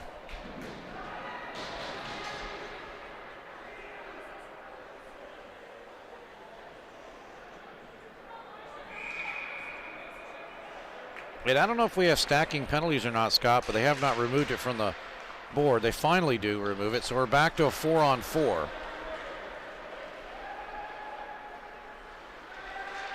But this game, which was well in hand for Drury, has changed around now on 3 goals by Corker. Scored by number 9, Nick Corker, assisted by number 7, Travis Herrick, and by number 27, Peter Trainer. That Billiken goal at 12:30 of the second period. Followed by Drury penalty assessed to number 19, Owen McNamee. 2 minutes for roughing at 11:56 of the second period. Followed by Slew goal scored by number 9, Nick Corker at 11:49 of the second period. But the Panthers score again as we're listening to the update there. The Drury Panthers have tied it up. And it looks like it will be Coles to get this one as he comes across the line. He is the trailer on the right side, and Coles makes it a 4-4 game.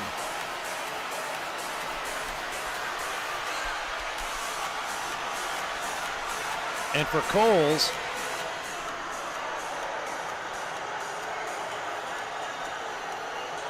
That is his first goal of the year.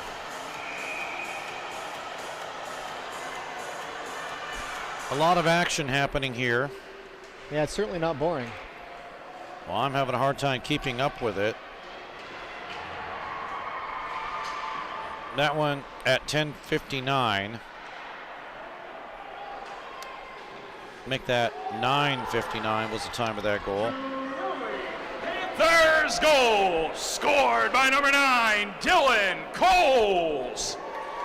Assisted on the play by number 2, Neil Serrato. That's Coles from Serrato. Time of the Drury goal, 11:02 of the second.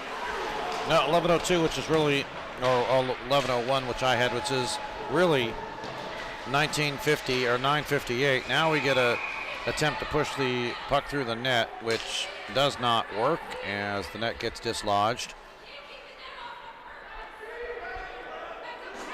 10:15 to go in this period. And the Panthers seeing a completely different game here. Fans are upset, thinking that the goalie's trying to kick the net off, not understanding how easy it is to knock a net off. Yeah, the peg moorings system. here. Exactly.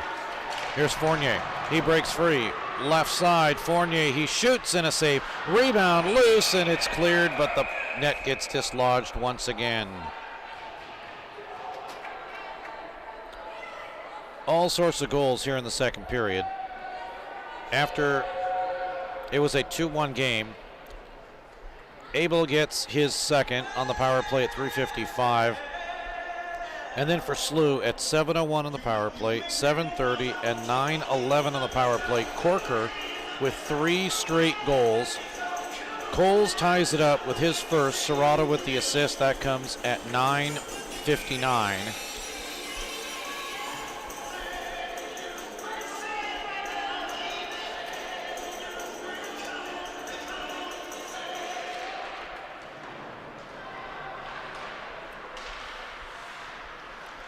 And now we're at 4-4.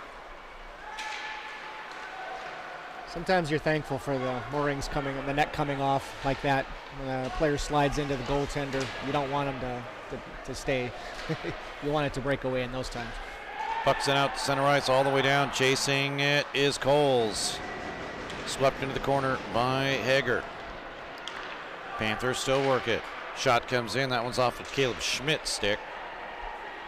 Steered aside by Hager again. Here comes SLU across the line. Apparently it's good. Left side, looking for it is Corker, and it's stopped by the goaltender. Oh, now we're going to get some issues here.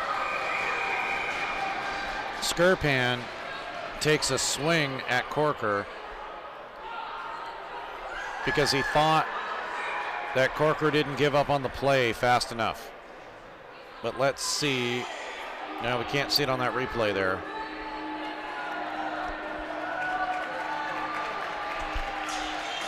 But I do not know.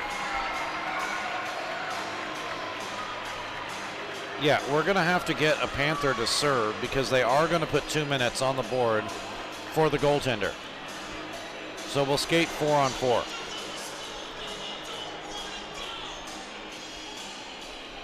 And now they're looking at Skirpan to see if there's any issues. The trainer's out there to talk.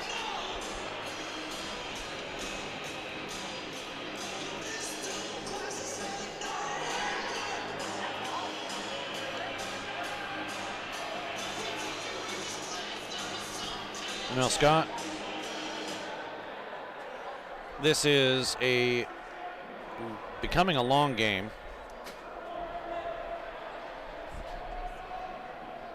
And Skirpan seems to be like, well, I couldn't tell if he was in pain or if he was just leaning.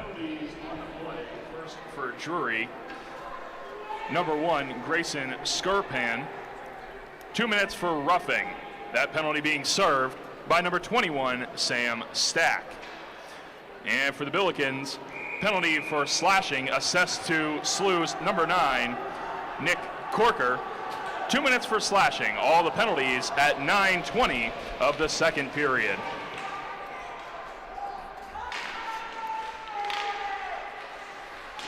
which is really 10:40 on the clock. No penalty there as fans react to a check by Sillenpaw. So we skate 4-on-4. Back down into the Drury zone for an icing call. Shot 17-14 in favor of Drury. Callahan scored for St. Louis, then the Panthers with 3 straight. Johansson, Labutis, Abel. St. Louis with Corker 3 times, and then Coles comes back. And Scott, it happens all the time. I say we will not listen to the information from the PA guy, even though we're trying to catch up. And as soon as we do that, we get a goal scored on us.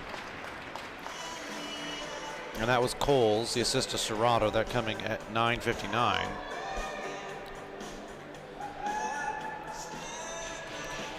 Actually, I believe that came at 8:59, so the Corker goal at 8:11. And the Coles goal at 8:59. Puck at center, 1:22 to go in the 4-on-4. We're going to get an icing here. So an advantage for Drury now. They have the face-off back in the St. Louis zone. Drury 0-1 on the season. St. Louis 1-1-1 this season. Last year, St. Louis was 6-16-1.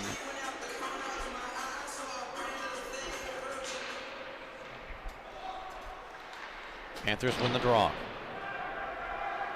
1:06 to go in the 4-on-4. Big hit there by Serrato. He takes out Mikey Callahan.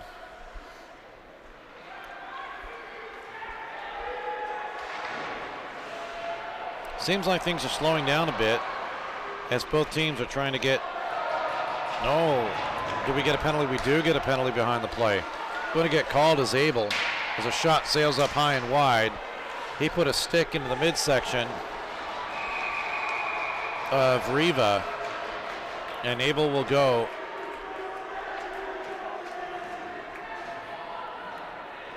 It's going to be a high stick.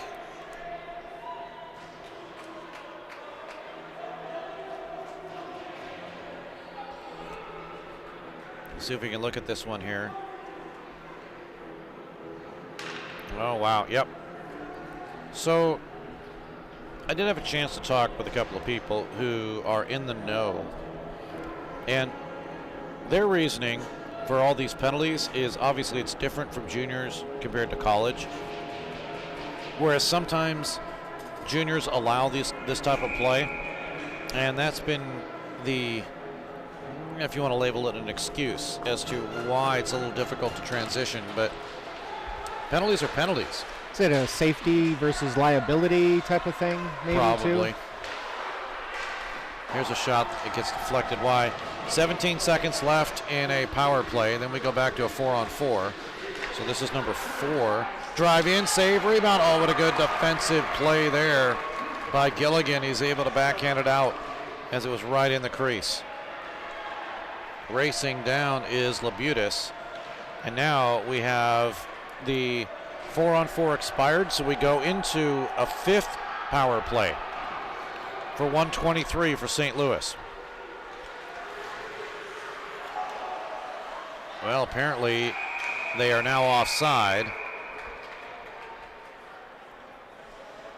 The officials allowed the delay as long as they were able to clear the zone, but they did not, and so the offside is called. 7:03 to go in period number 2.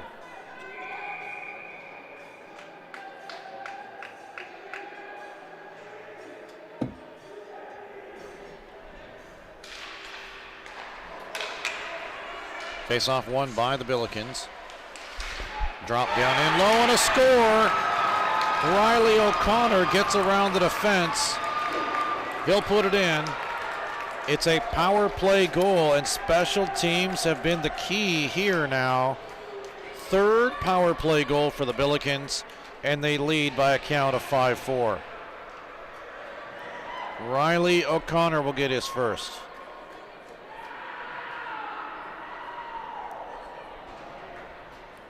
This one in the second period at 13:05.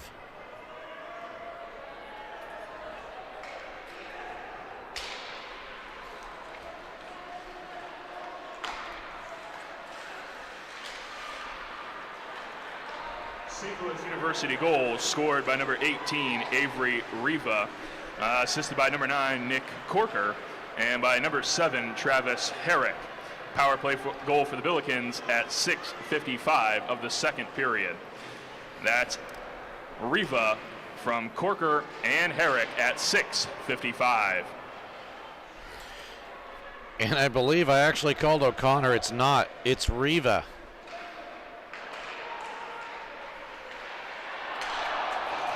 So Riva will get the goal. That's his second of the season. Sorry about that. They're both number 18. Here come the Panthers. But Riva does get the goal for St. Louis.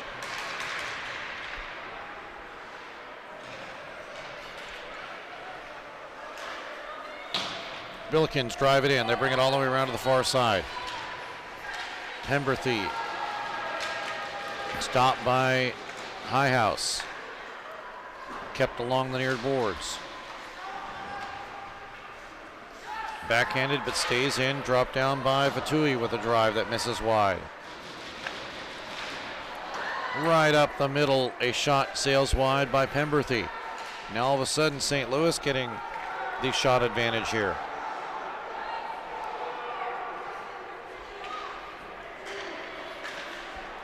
.5:14 to go in this period. And now we're going to have an offside.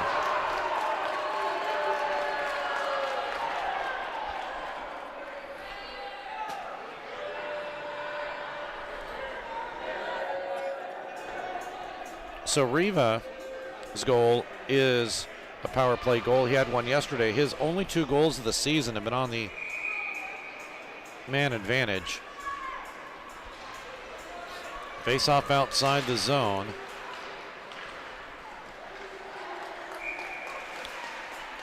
And with the stoppage in play, it will be in the Drury end of the ice now. 5:06 to go. And if we had a lot of goals here, including 5 power play goals.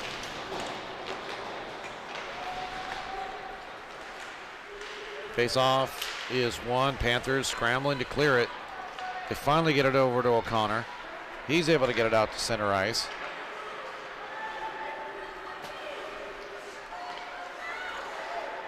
And the Panthers in their own zone. Coles.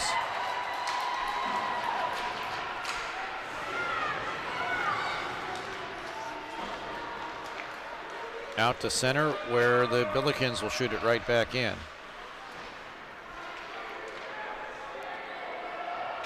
Mikey Callahan. He'll bring it into the St. Louis, or to the Drury zone, and St. Louis has iced the puck. 4:24 to go in this period. Face-off will come back down into the St. Louis end of the ice. 4:24 remains.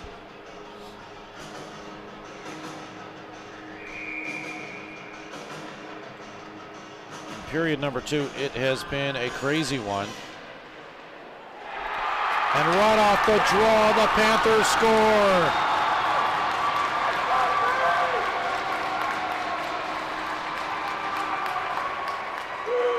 And Drury, with Johansson off the draw, has tied this game up at 5-5.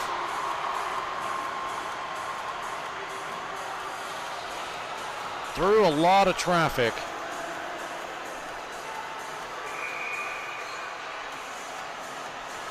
Second goal of the game for Johansson.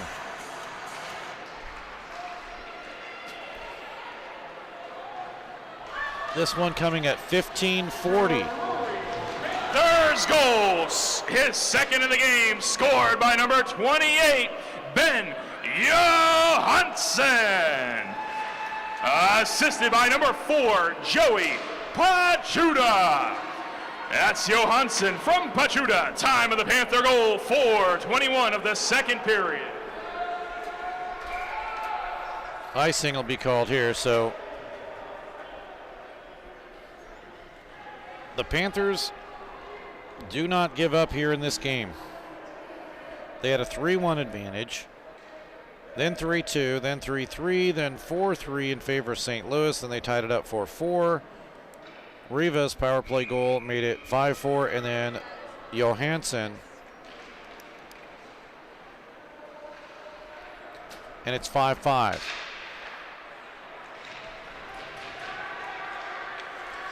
Here come the Billikens. Good defensive play there by McNamee. Panthers get it out to center, all the way down, no icing. 3:26 to go.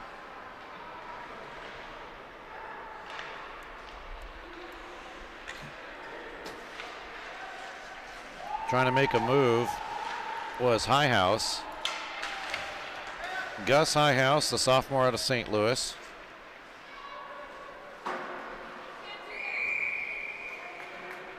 Puck is flipped up into the ceiling, so we'll have a stoppage in play. 3:03 to go in this period. Faceoff will stay in the Drury Panther end of the ice. Panthers get the last change.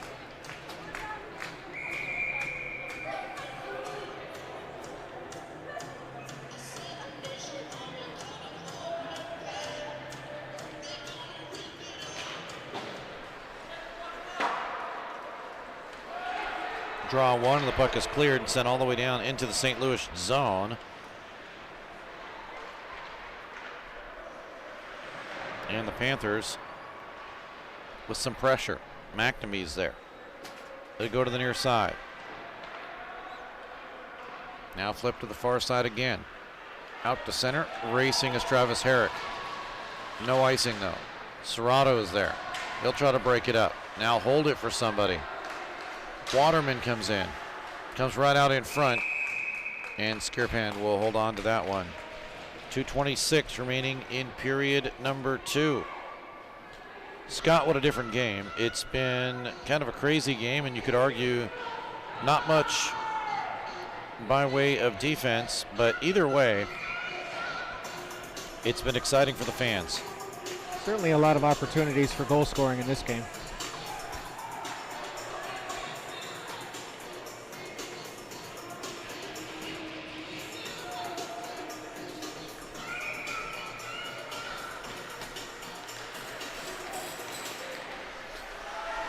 One by the Billikens. It'll be dropped down in low. Swung around by Callahan. That's Joseph. To the point. Left side. Drive by Riva. Sails wide. Held in by Mikey Callahan.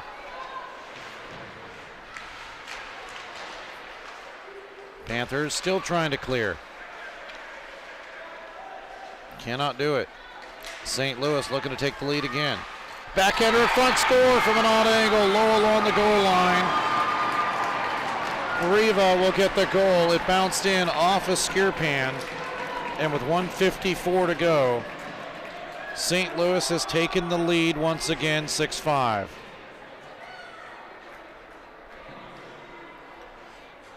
Riva just with a nice backhand. Yeah, trust me, it's there.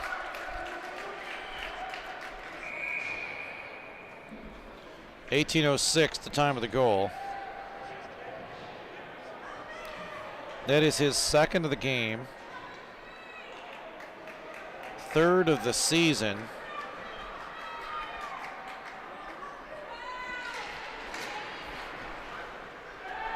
This is a 6-5 contest.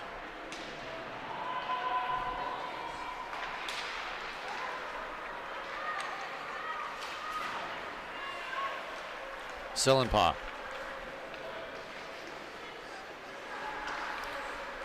His pass broken up at center. Here we go again. St. Louis. Here is Gregleski. His attempt was broken up. And Drury back in the zone. Abel. He's not able to get it through. St. Off Louis the University wall. goal scored by number 20, Aiden Phillips. Assisted by number 8, Michael Jonell. And number 16, Mickey Callahan. Time of the Billiken goal, 1:54 of the second period. Well, we're going to have to get a correction on that one because I don't believe that was it, unless it was tipped in. But we'll find out. Here's a drive in by Caleb Schmitz. It's steered into the corner, 46 seconds to go. Across the line to Waterman. Now a blast in, tip just wide as Highhouse got that one. Left side drive, that one's covered up as it went to Highhouse once again.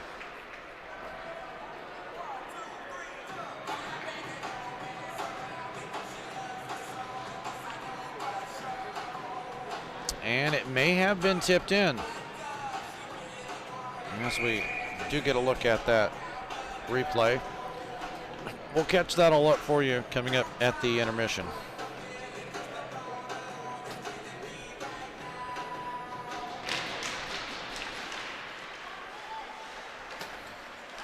Right off the draw, comes through the crease, and it's Fournier. 2-on-2. Now it's a 3-on-2. Fournier centers it right through. Picked up, looking for a backhander, and a bouncing puck. O'Connor couldn't get it. 12 seconds remaining. Right out in front. Panthers still having trouble, but here with 4 seconds to go, racing back is McNamee, and that'll do it for the period.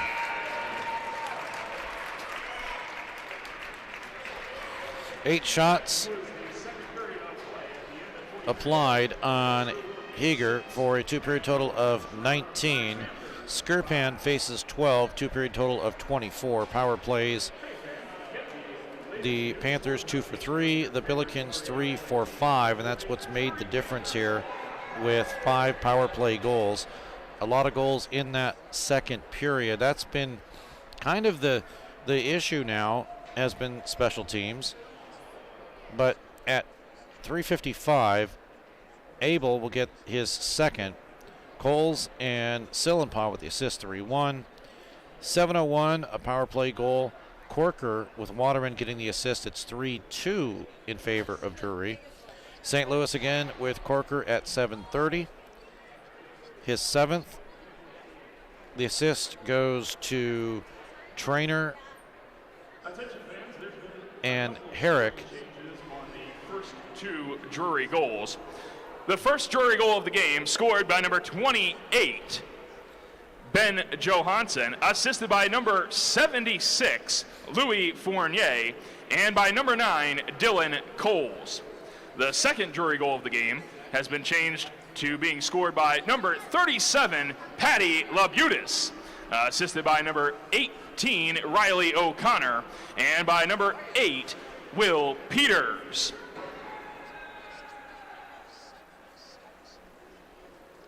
Now, they said it was Fournier, but I guess they're going to change it to Peters. So we will do that too in our scoring. And then we talked about the goals with Abel and then Corker getting 3. Coles at 8:59. Correction, the second goal for Drury was scored by number 37, Patty Labutis, assisted by number 18, Riley O'Connor, and by number 76, Louis Fournier. Well, they're correcting their correction, and what we thought was right. So Fournier will go back to getting that assist. But getting back to the scoring here, as I mentioned, after Corker's 3, then Coles ties it up for Drury with his first at 8:59. Then at 13:05, Riva with a power play goal, Corker and Herrick with the assist. It's 5-4, but Drury comes back at 15:40. Johansson his second, Pachuta with the assist. It's 5-5. And at 18:06 for St. Louis, Riva, second of the game, third of the season. 6-5 is where we are as we head into period number 3.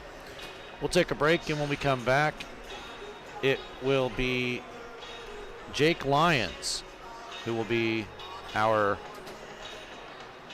intermission guest, and we'll talk to him in just a moment.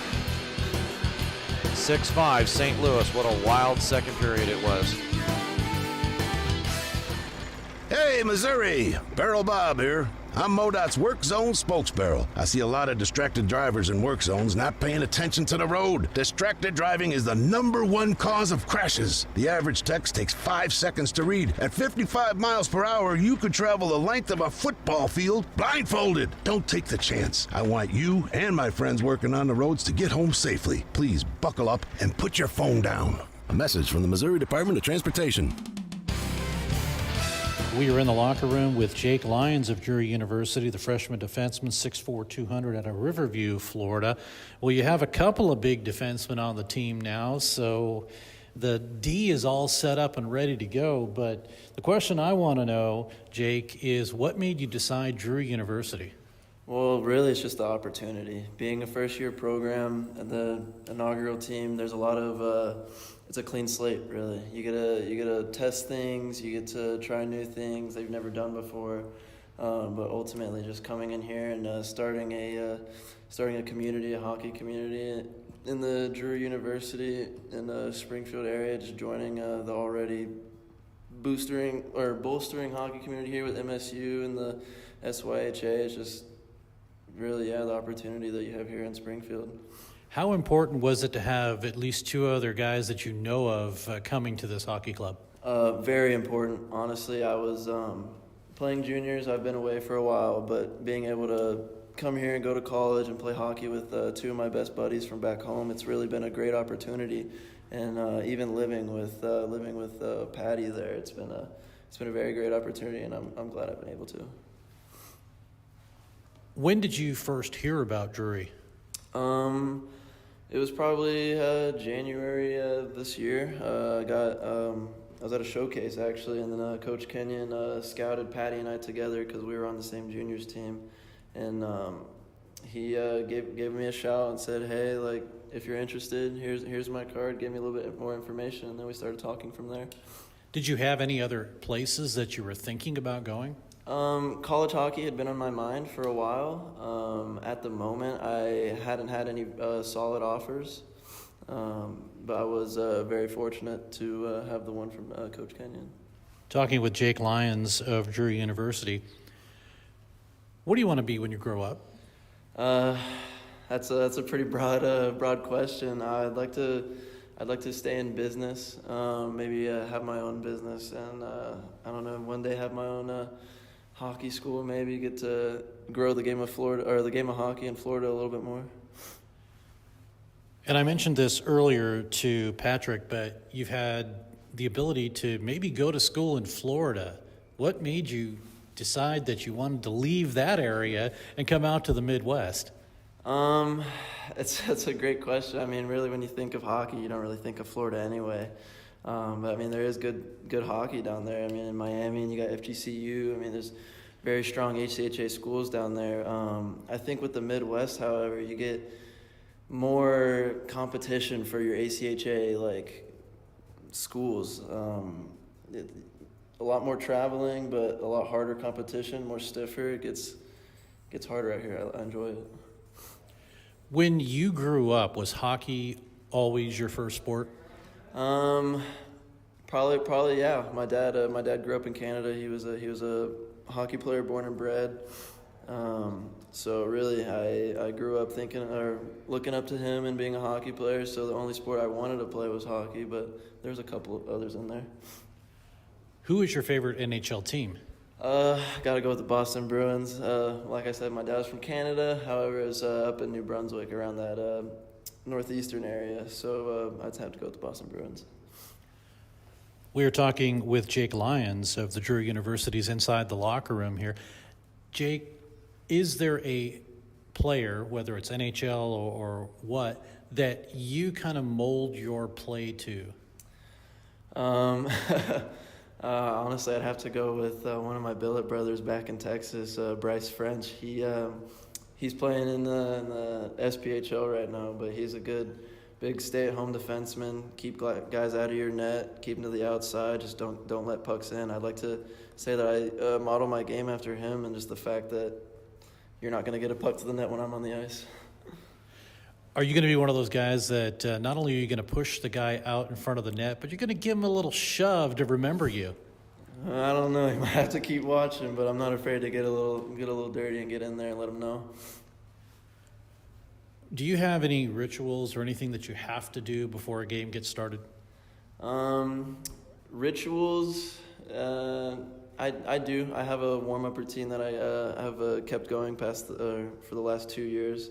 Just a stretching routine, something to get my mind right with getting ready for a big game.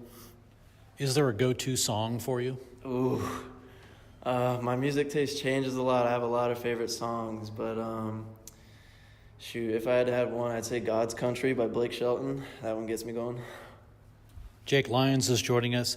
Do you have a game or a situation that you'll always remember in hockey for the rest of your life? Ooh, playing so much, you got a lot of great things to choose from. I say back, I was playing in Virginia for a little bit when I was younger, U14s, and we won an overtime game to win a championship, and play that and win that championship with one of my best friends at the time. I'd say it was probably one of the happiest moments I had playing hockey. Who is your favorite NHL team then? NHL team, Boston Bruins. Gotta love 88 Pastrnak. He's my boy. I like him. Lucky he's staying, right? Oh yeah, with all the people leaving and Boston having a tough time, seeing Pasta and Marchand stay there, it's giving me a little bit of hope. Have you ever been to, I guess it's the TD Garden? Have you ever been there? I have not been to the TD Garden. It's on my bucket list. I have seen the Bruins play before, but not at TD Garden, not yet. Don't tell me it was at the old Boston Garden, was it? No, actually I watched them play the Capitals up in Capital One Center. You right now are listed with number 12. Originally I wanted number 24. I wore that number for one of my buddies, Michael, that stopped playing hockey. I figured I'd wear it for him to keep him going. And then when I got here, I got the opportunity to choose a number, and 24 was taken. So I chose 12 because my birthday's in December, which is the 12th month, and it's also half of 24. So I think I get to keep that number still with me as well. Jake Lyons of Drury University is joining us. Okay, one last question, and it's going to be kind of a crazy one. But, okay, Drury's made it to the championship, but the Boston Bruins have too. And you have all-expense tickets, suite, the whole thing, but it's on the same night as your championship. Which do you do? No question. I'm staying with the boys, going to play in Drury. It's a lot bigger. I can watch the rerun. There you go. That's spoken like a true hockey player. Yeah, gotta love the boys. Gotta stay there for your teammates. It's a brotherhood. You really gotta dig in and trust each other. And how are you gonna trust someone if they go watch a Bruins game over in Tilly? There you go, Jake Lyons. Thanks so much for joining us, and appreciate it. And good luck for the rest of the season. Thank you. I appreciate it. We are in the locker room with Josh Robbins, freshman goaltender from Blackie, Alberta, Canada. Josh, you have made yourself available to Drury University. What made you decide to come from Canada down to the Midwest, where you probably won't see much snow at all, but what made you come here? You know, it was looking at different teams and different universities. This was a very good school, very prestigious school. So, I mean, the hockey team, it's always fun to be a part of a first-year startup team. I mean, it carries a lot of weight being able to be a part of something like that. It's a once-in-a-lifetime opportunity to be able to be with a university team that starts up that first year. I mean, everything clicked with the team, everything clicked with all the guys. I mean, it's a good opportunity to come down and also move countries. I mean, come down, build a whole new family over here. It's an interesting thing to do. You're one of 4 goaltenders on this squad. When you've played before, you didn't have as many goaltenders, I assume. So obviously somebody's going to have to kind of take the reins? Are you going to be that person? I would like to hope that I could be that person. I mean, I can't really say too much about it. I mean, there's no guys that have really taken reign. It's a first-year team. We don't have any guys that have solidified themselves yet. So, I mean, it's up for grabs for everyone. But, I mean, in the end, it's all the boys. It's all the team. So it's not really an individual thing on who's going to be the guy to carry everyone. But it's as long as everyone's working together, I think we have a real good shot. Talking with Josh Robbins of Drury University. As a goaltender myself, I can say that I love the position. Have you always loved being a goaltender? Yeah, I've been a goaltender my whole life. I mean, back in like the very first time I strapped on the pads, made that first glove save. As soon as I did make that first glove save, I knew that I was hooked on it. It was the only one, and frankly, I was really terrible at everything else too, so I had to be a goalie. But I love it. It's been my passion my whole life. Now, they say that goaltenders can't skate. Can you skate? I would like to think I could skate, and I've been told I could skate fairly well, doing some nice edge work on the ice with some of the guys, but I like to keep it within the crease personally. The one thing about goaltenders, too, is that they say that they can actually skate backwards better than they can forwards. Do you find that, or are you just an all-around good skater? I honestly could not tell you. I mean, backwards skating, I can't do backwards crossovers, but I can do C-cuts pretty well. So, like you say, as long as you keep it within the crease, you don't have to move far anyway. Exactly. As long as it's within the crease, I mean, I do my thing, go out play the puck every once in a while, but that's my little home. That's where I like to be. That's my next question is, are you kind of that person that gets out and plays the puck? Do you look for passes up ice, or do you just want to make your defenseman get back and grab the puck from you? I am a fairly aggressive goaltender on the puck play side of things. It doesn't really matter where it is. I'll come out and play it. If there's a guy pressuring me, worst case worst, I can send a rim down the ice and whatever. But, I mean, I like to play the puck. I like to get out of the net sometimes and mess around with it, make a couple passes. I mean, make a couple breakaway passes, get some points maybe in the year. It's always a fun thing to do. Gets the boys going too when you make a good breakaway pass, and it just fires up the whole team. It's really good for the morale. And I think aside from that, I mean, basically having a third defenseman out there, it helps immensely when you're trying to get a good breakout going. It's always good to have. Josh Robbins, goaltender for Drury University out of Blackie, Alberta, Canada. Okay, for those of us who are geographically challenged, where is Blackie? That is a tough question to answer. It's a very small town, maybe 300, 400 people. It's kind of in the middle of nowhere. There's some of you guys may know where Calgary, Alberta is. It's about 45 minutes to an hour outside of Calgary, and it's kind of just in its own little town. It's a little hamlet, they call it. It's just like a little village. It's just hanging out in the middle of Canada. But even though there's not much going on there, obviously there's a lot of hockey, and you probably had to travel a long ways just to get to games. Yeah, I mean, I played in the school league, which was the CSSHL in my high school hockey, and that was, we went all around Canada. It was a whole league-wide, so it was a countrywide league, and I mean, when we went from games all across provinces, I mean, we'd take 14-hour bus rides to different provinces and play a game and drive back. It was a good experience to kind of be on your own for a little while, get out of the house, see different things, and I think that was part of the reason why I ended up going here. I had that experience of kind of being on my own a little bit, so I wasn't afraid to just drive over to a different country and test out university and see how things go. The question is, how many months do you have snow up there? It's got to be at least 6 months, depending on the year. I mean, sometimes it'll be nice and green in Christmas, but sometimes it's not. There'll be one Christmas there was no snow on the ground. Another Christmas there's 6 feet of snow on the ground. It happens, it changes, but it's pretty cold most of the time. If you like the cold, it's not a bad thing. Josh Robbins, goaltender for Drury University, joining us here. 6'1", 185. That's about the average size for a goaltender, but the second you put those pads on, you look like you're just this big dude in net. I don't know. I think I've grown a little bit since I throw my 6'1" in there. I'm probably 6'2" now, probably a little bigger too, but that's all good. I mean, once I put the pads on, I'm a totally different guy, way bigger, gain about 3 or 4 inches on the skates there, and you become a whole different person once you throw the gear on. So as long as you can still find a way to move and do your thing in the net with all the gear, you're golden. Let's talk about you. What do you want to be when you grow up? Growing up back at home, I have a family farm. We have a 4th generation. I'm 5th generation of the farm. And that's been in the family my whole life. So going back, going to get an education, play some hockey while I'm here, and go back and be a farmer, grow some crops, grow some food. That's always a good, I want to say it's a job, but it's not really a job for you, is it? No, I mean, growing up with it in your life, I mean, it's not really seen as work. It's honestly, it's more of a hobby, and like, it's just something fun to do. I mean, it comes with a paycheck at the end of it too. So, I mean, people always say, find what you love and call it work. And I mean, that's what it is for me. Josh Robbins, goaltender, joining us from Drury University. You have any siblings? I have one brother, yeah. Does he play hockey? He does not play hockey, no sports. Did he watch you when you grew up playing hockey? He also did not watch me growing up playing hockey. Does he know anything about you? Not really, no. Does he even know that you're not in Canada right now? Oh yeah. He knows I left. But you think he'll watch some of your games, or at least pay attention to what you're doing?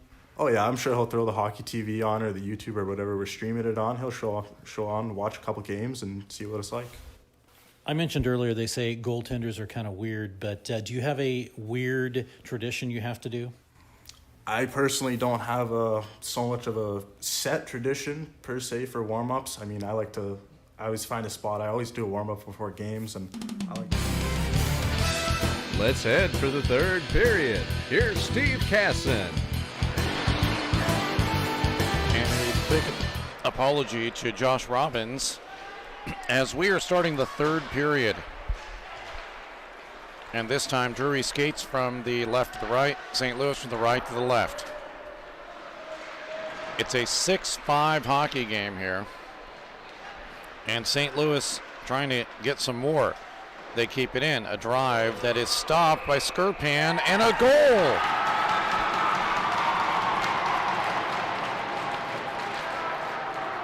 Apparently, it was returned by Joseph Callahan.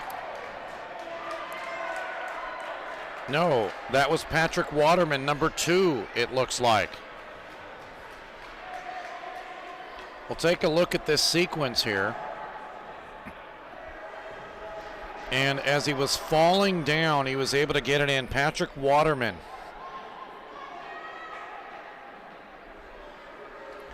This one coming just 28 seconds into the third period. So Waterman will get his 3rd goal of the season. And it is a 7-5 game.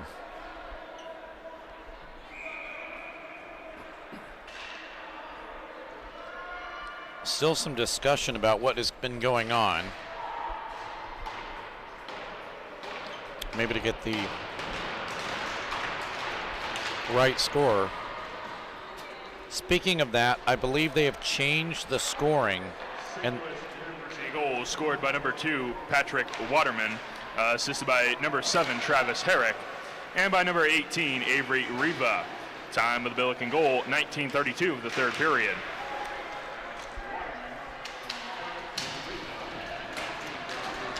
So play is underway after the goal by St. Louis, and that's been a tough one for Drury. They now trail by 2 after leading by 2. Here's a 2-on-1 high house drive in that misses wide.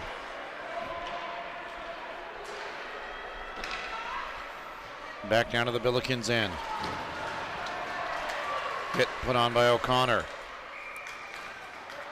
Right out in front, but Fournier is not able to put it in.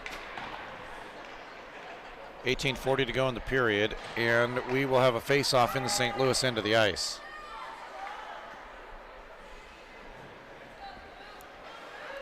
Pachuta comes in to take the draw.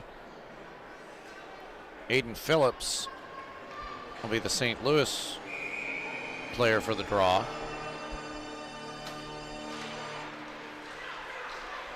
Panthers do win it, though. Pachuta looking for it, but instead trying to backhand it in front was Johansson. Along the boards, Caleb Schmidt. Schmidt's to the far side. Held in, though. Good play. Drury has some numbers.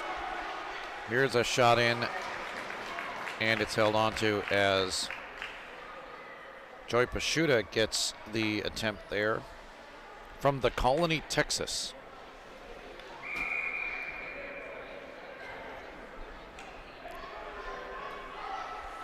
That is northeast of Dallas.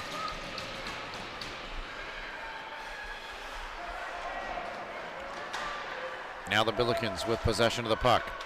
They'll try to work it left side. They can't get it out. They finally do. All the way down to the Drury end. Skirpan is able to kick it out real quickly here. If the Panthers connect, they can get something going.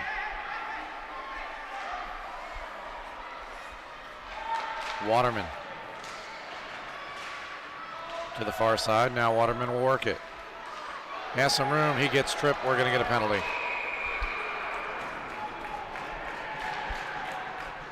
Definitely looked inadvertent, but it happens. So unfortunately for Drury, they're going to have to kill a penalty. This one will get called on Caleb Schmitz.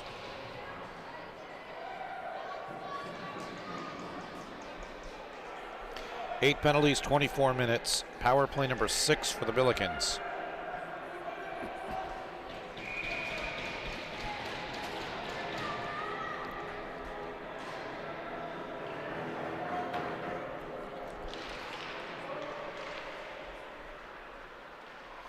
So penalties have been the Achilles heel now for the Panthers, but they are able to clear. To Drury's number 24, Caleb Schmitz. 2 minutes for tripping at 17:37 of the third period.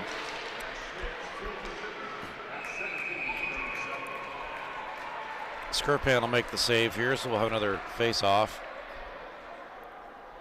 But it's been the penalties. That has been the key, because it has been the power play goals that have changed things around, including Corker in the second period. 2 power play goals during his natural hat trick. This is a shot in by Riva that's steered into the corner. Good save by Skirpan. Another one, but this one's blocked. Another shot by Riva, that is.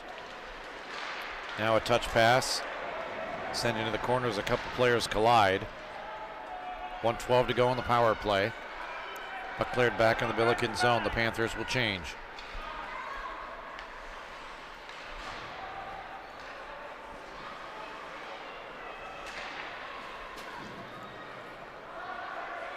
Late line change for St. Louis. They get an extra man out now. And it will be the team leader in goals, Corker. Dropped up to Highhouse. To the point again. Held in by Riva. Shot in, blocked by the Panthers. Centered right through. Went from Travis Herrick off the Panther and through the crease. Puck out to center and back down into the Billikens end of the ice. Panthers will make a change.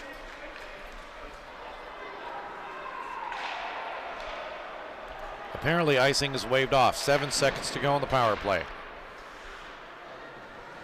Drury on a shot by Sillenpaw will change as he sends it all the way down. Power play is over. We're back to 5-on-5. Here come the Panthers. Here is a shot just missing high by Johansson. Johansson is working on his third goal, possibly. He has 2 already. Lots of time here. 15:05 to go in the period. Good play by Coles to keep it at least in the zone. Looks like he took an elbow to the face for his efforts. Now we get a puck cleared into the net, so the faceoff will stay in the zone. And the officials did not see that.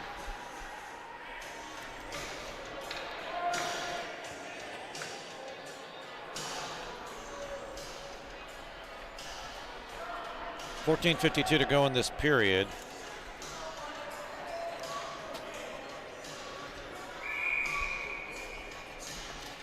We do have another game for you on Web Sports Radio.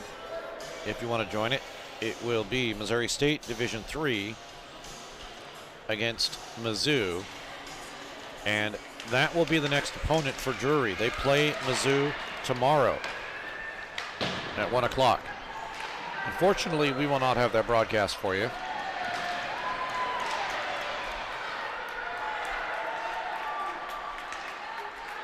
And as much as I say that, as I'd love to do the game, is Skirpan makes a save. I don't think my voice can handle another hockey game. But that's not the reason why.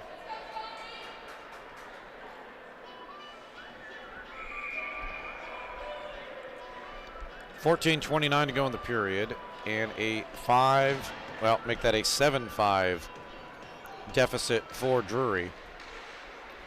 They led in this game by as much as 3-1 in a seesaw back and forth game that saw a goal early, 28 seconds here in the third period by Waterman has given St. Louis a 2-goal lead.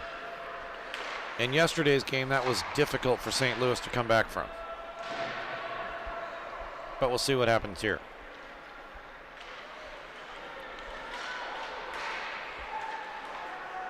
Abel will kick it out. Couldn't chase it into the zone. Scrum for along the St. Louis bench. Panthers will gain possession. We get a couple of players knocked down in front. Fans react to that. And we're going to get a penalty. And now McNamee is probably going to be sent to the locker room. He is.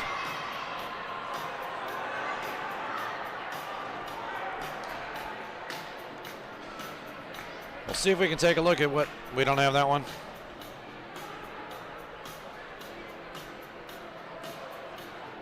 Well, we know that McNamee is going to the locker room. He is done for the night. The only key is it just a game misconduct or a disqualification? We don't know yet. Yeah, I'm not sure I saw anything that was so egregious that he needed to be removed. I mean, there was some pushing down, but it wasn't particularly violent. Yeah, I don't think so either. So they will need someone to serve unless it's not a penalty that goes up on the board. Yeah, it could be the ref was telling him to stop and he didn't stop, and I thought I could see that case maybe, but looks like we'll have 5-on-5.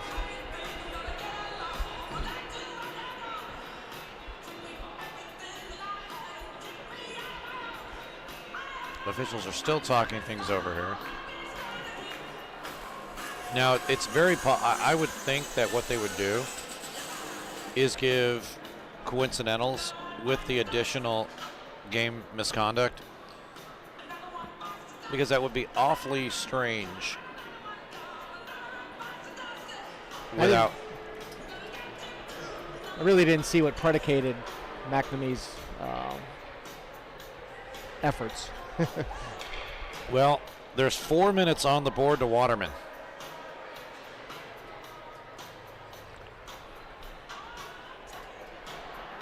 And 5 minutes on the board to McNamee.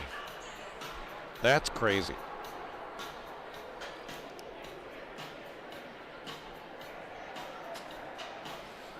So it's probably 5 in a game for McNamee.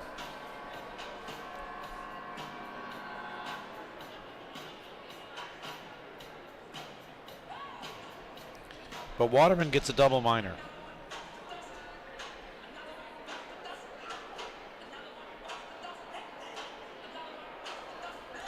That's 7 penalties, 14 minutes assessed to the Billikens.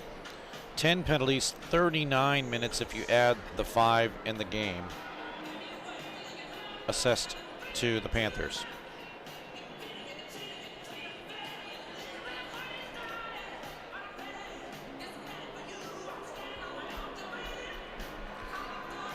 I mentioned earlier about the possibility of a change, and I got confirmation, at least from the St. Louis coaches,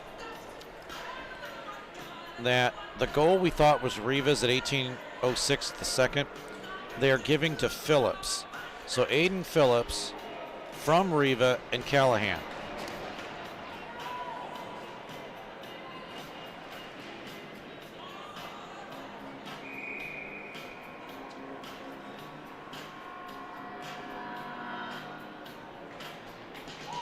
That made it 6-5. We'll see if we can get all of these penalties told to us by Matt Kenyon, acting as public address announcer today.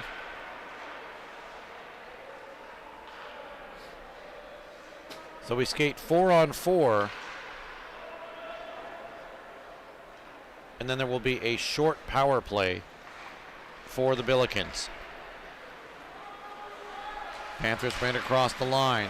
Underneath the stick of Lyons. He was looking for it.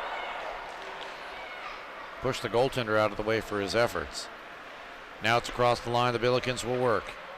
Puck deflected. A good stick check there by Serrato. Still no indication on the penalties. Penalties on the play assessed to both teams. First for St. Louis University. Patrick Waterman receives a slash, an unsportsmanlike conduct, and a 10-minute misconduct, all being served by number 14, Thomas Palter, at 13:33 of the third period. For Drury, number 19, Owen McNamee, assessed a 5-minute head contact and a 10-minute misconduct. The penalty is being served by number 22, Gage Robb, at 13:33. So that is the extent of the penalties. Waterman gets a double minor. No icing. Sillenpop. And he also gets 10. We'll go over the penalties in a moment.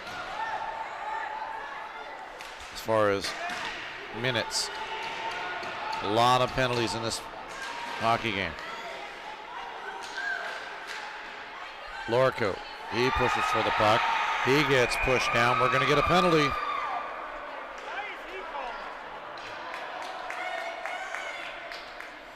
And St. Louis will find themselves in the penalty box. This one will be assessed to John West.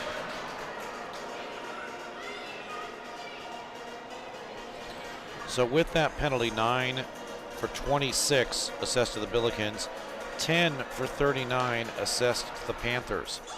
There is a lot of open ice out here. Fourth power play for St. Louis.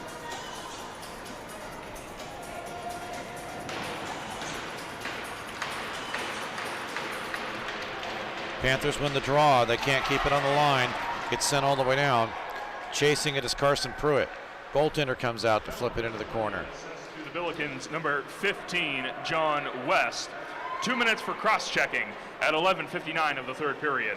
That's West, 2 for cross-checking at 11. So he gets cross-checking, does West. 11:34 to go in this period. Panthers work the power play, lots of room. Shot comes in, and Cowles has it blocked. It's cleared. Next stoppage, we will go over what is remaining on the board.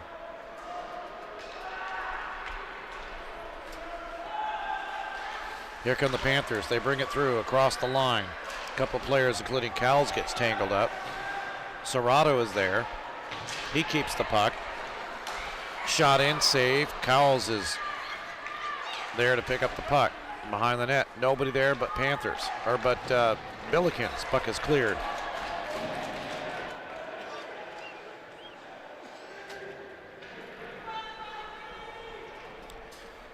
Now there's 42 seconds left in the power play. There will still be the coincidentals running after that. And, well, they're only coincidental because it's a 4-minute and a 5-minute.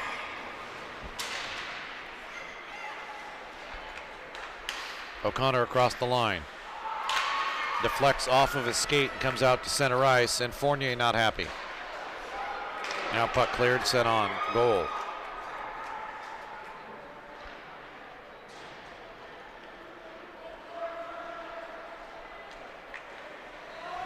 Panthers with O'Connor. Works it across the line, looking for Lions in front. Now it is a 4-on-4 for another 20 seconds. Shot comes in, tip, and O'Connor just missed. Just missed the puck. And it's cleared.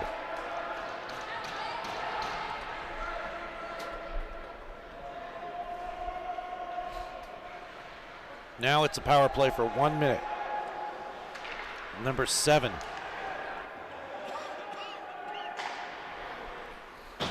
And St. Louis will have the man advantage.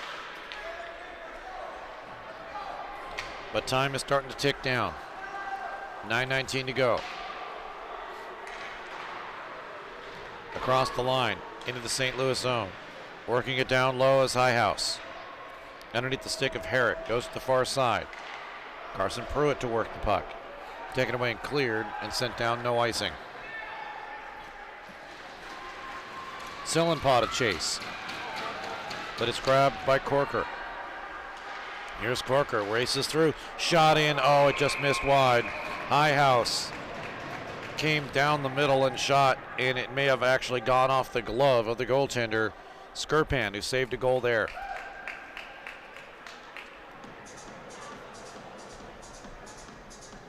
May have gone off his shoulder, too. 14 seconds left in power play number 7. Shots 32-22 now in favor of St. Louis. And it's a 7-5 lead for the Billikens. Back to 5-on-5, everything off the board now.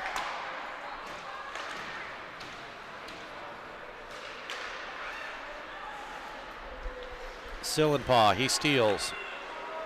Brings it across left side. He lost the puck, it's out to center. St. Louis will regroup in their own line. Now send it back in the Drury zone. 8:05 to go in the period. Panthers, they have a 3-on-2. Make that a 3-on-3 as they came in the zone. Fournier struggles for it. Now here's a 2-on-1. Will Jackson left side. Jackson shoots. Oh, what a glove save. And Skirpan will hold on.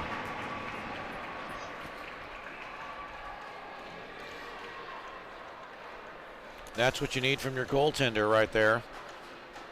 Make a save on the 2-on-1. The defenseman said, hey, I'll give it to my goaltender. I'll take the pass, and that's exactly what they did. Yeah, he crushed that passing lane. Made it easy for the goalie. 7:40 to go in the period.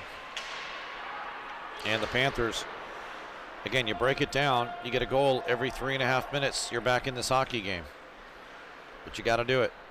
And right now, shots have come kind of few and far between. Only 3 shots in this period for Drury.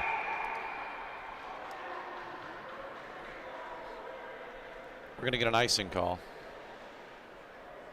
And it'll bring it back down to the St. Louis end of the ice.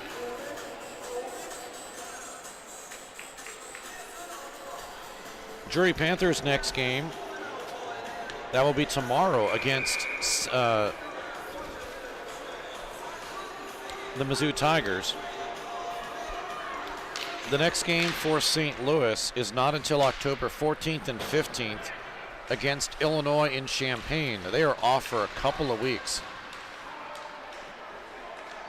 Pachuta, he pushes his way through, and the Panthers will reset.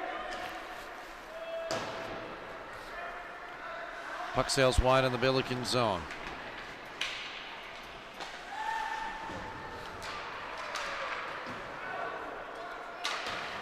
Good pressure by Drury. We're going to get it offside as it couldn't be held on the line, so everyone will have to clear. Panthers clear. Here comes Corker. So Corker, who had a hat trick last weekend, he also gets one this weekend, and it is a natural hat trick, 3 in a row for him. Had one against Marquette in the overtime game. Here's Sillenpaw over to a backhander for Pachuta. He missed it. It's right on the goal and score. It was deflected in, and I believe Tyler Sillenpaw will get the goal. And Drury has come back within 1. It's 7-6.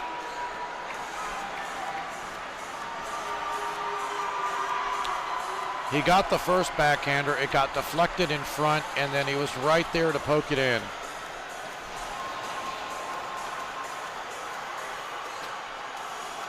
This one coming at the 14-minute mark here in the third period.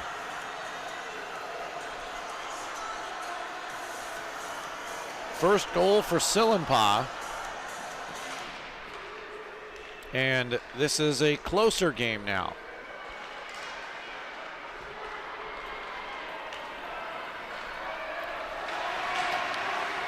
Drury Panthers goal is first in his Panthers career, scored by number 11, Tyler Sillenpaw.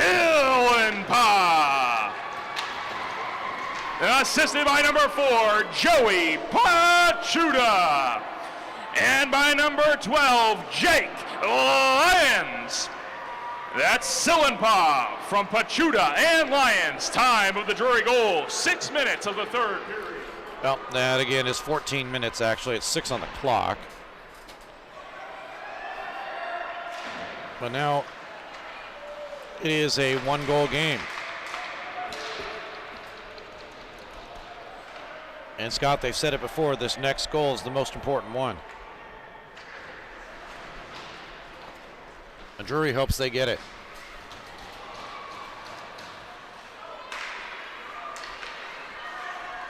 Puck set all the way down. We're going to get an icing call, but a couple of players tangle up, and the officials let it go. Lorenko and Carson Pruitt.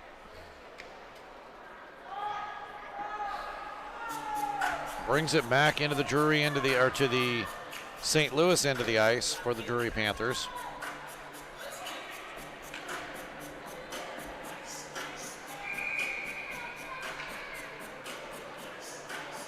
Face off to the right of goaltender Hager. Panthers do win the draw. They can't keep it in though. Sent down by Riva. Line change for St. Louis. Panthers trying to work it out of their own zone. They'll have to set up and do it again. 4:26 to go, period number 3. Panthers across the line. Drop down in low, Fournier. Taken away as Corker will have some room. We're going to get a penalty. It's a slashing call, and it will go against St. Louis. Well, they're going to call interference. I heard a stick. I thought maybe that was the case, but I thought that first one there right in front of the net was the penalty, but there's a second one there. It could have been 2. That's the one I thought, but High House will go.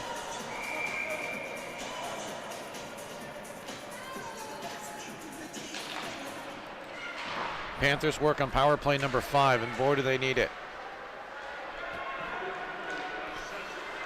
Slews, number 19, Gus Highhouse.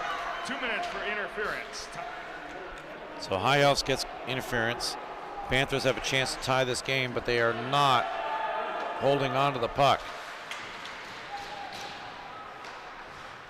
Puck is cleared. 1:33 to go in the power play.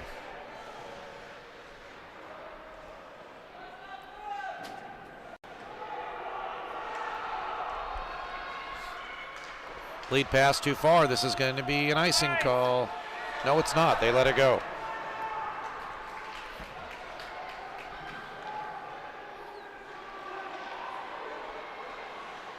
Dangerous play, but a good play by Skirpan. Keeps it from being an ice. And this one, still not an icing call. Or excuse me, keeps it from stoppage of play. You don't want that face-off in your own zone, but you want to get things going now. Panthers across the line. Here's a shot tipped just in front, but it went wide off the stick of Fournier. O'Connor to Fournier. Power play now for 42. Left side drive, it through some skates as it pinballed. Fournier will pick it up. His pass intercepted and cleared. 29 seconds to go.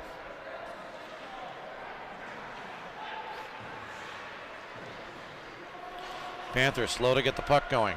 Now they're across the line. O'Connor to drop it. Well, intercepted though. It's taken away and cleared by Travis Herrick. 7 seconds, and they had a great opportunity. They just could not get anything established on this power play. Now sent in. Fournier. Calling for it in front, doesn't get to him. At the line, Lions couldn't hold it in. Cleared back with 1:46 to go. Fans getting anxious. Off of Lions. Labutis, drive in, save up over the net. Wrap around in front, it missed wide. That was by O'Connor. Puck cleared and a good play. High House was taken out. Now come the Panthers with 1:19 to go. Fournier. He gets pulled off the play. To the corner. Schmitz holds it in. Schmitz shoots, save, rebound, loose. Abel.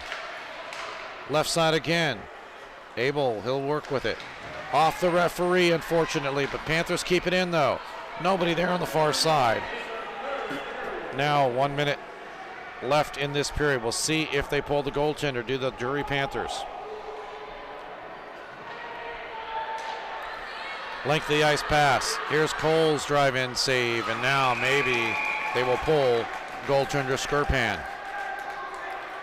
I would think the Drury would take a timeout, and they do. Panthers take a timeout. We'll take a quick timeout too, and we will be back for the remainder of this 43 seconds. Hey, Missouri! Barrel Bob here. I'm MoDOT's Work Zone spokesbarrel. I see a lot of distracted drivers in work zones not paying attention to the road. Distracted driving is the #1 cause of crashes. The average text takes 5 seconds to read. At 55 miles per hour, you could travel the length of a football field blindfolded. Don't take the chance. I want you and my friends working on the roads to get home safely. Please buckle up and put your phone down. A message from the Missouri Department of Transportation. Back at Jordan Valley Ice Park, Stan Melton Ice Arena. Steve Casson, along with Scott Lutzke on graphics, and Calvin Wheeler doing camera. Thanks so much, Calvin. Appreciate it. And I know you want to get into a couple of games, and it's going to happen. I didn't expect you to do it twice here. I expect you to be in the game, but you're doing a great job. Thanks so much for the camera work. No problem. I'm glad to be here. All right, 43 seconds. What do you do? Probably pull the goalie, work the puck around the outside until we can get the defense out of position and just get shots. They've been putting people in front of the net just like we said before the game. They've been getting goals because of it. Why change it? So here we go. As the key is winning the face-off, the Panthers do. Marenko, he'll have it. Gets it to Fournier. He shoots. It's blocked in front. Empty net. And missing wide was High House. So the Panthers, well, it's icing now. Are they going to put time back on the clock?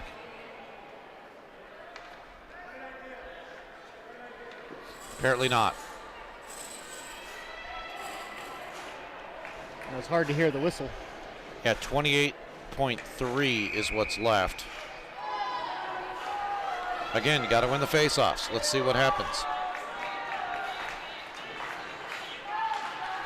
They do win the faceoffs. Fournier, he fanned on the shot. Corker, could he get another one? He hits the outside of the net. Panthers still alive. 18 seconds to go. They quickly get it up. Across the line, here's some room. Fournier, he centers it right through.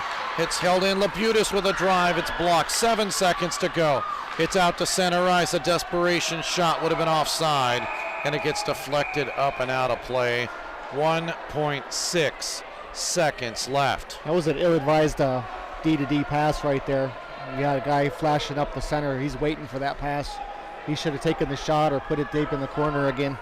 Yep, around the boards, but, you know, I would have done the same thing. I mean, it's the moment of heat of the moment. I probably would have done the same thing. 1.6. I've seen an NHL game where they scored with .9 before. LA beat Boston. But we'll see what happens. Off the draw. That'll do it. It was a close game. St. Louis University does get the victory. And the Drury Panthers are 0-2, but they took the lead early on here in the first period, 3-1. Johansson, Labutis, Abel. Then all of a sudden, Corker with 3 straight goals, the natural hat trick. And it was a 4-3 lead for St. Louis halfway through the second period. Coles made it 4-4. Riva for St. Louis made it 5-4. Johansson for Drury made it 5-5. Phillips for St. Louis made it 6-5. And then Waterman 7-5 to start the third period. Sillenpaw will get a goal at 14-minute mark, and the final score is 7-6. Shots on goal in the third period, just 6 for Drury. They put 6 on goaltender Hager and 9 on Skirpan for a 3-period total of 33. Power plays, the Panthers were 2 for 5, and the Billikens were 3 for 7. Well, that'll do it here from Jordan Valley Ice Park and Stan Melton Ice Arena, where the Drury Panthers unfortunately lose a pair of games to the St. Louis University Billikens. They are still looking for their first victory in the history of this brand new hockey club. They play a game tomorrow. They will be with the Drury Panthers at 1 o'clock facing the Mizzou Tigers. So we hope that you will come to that game. We will not have that broadcast for you, and possibly a Drury broadcast, but we'll keep you posted on that. But after the 2 games here, the Drury Panthers have a lot to be proud of. They have come out and shown that this new hockey club is something to be reckoned with, and they should definitely hold their heads up after this weekend. That'll do it from the Jordan Valley Ice Park and the Stan Melton Ice Arena. For Matt Kenyon, for Scott Lutzke, for Calvin Wheeler, I'm Steve Casson. Thanks for tuning in. Again, the final score is the St. Louis University Billikens 7, the Drury University Panthers 6. So long from Jordan Valley Ice Park.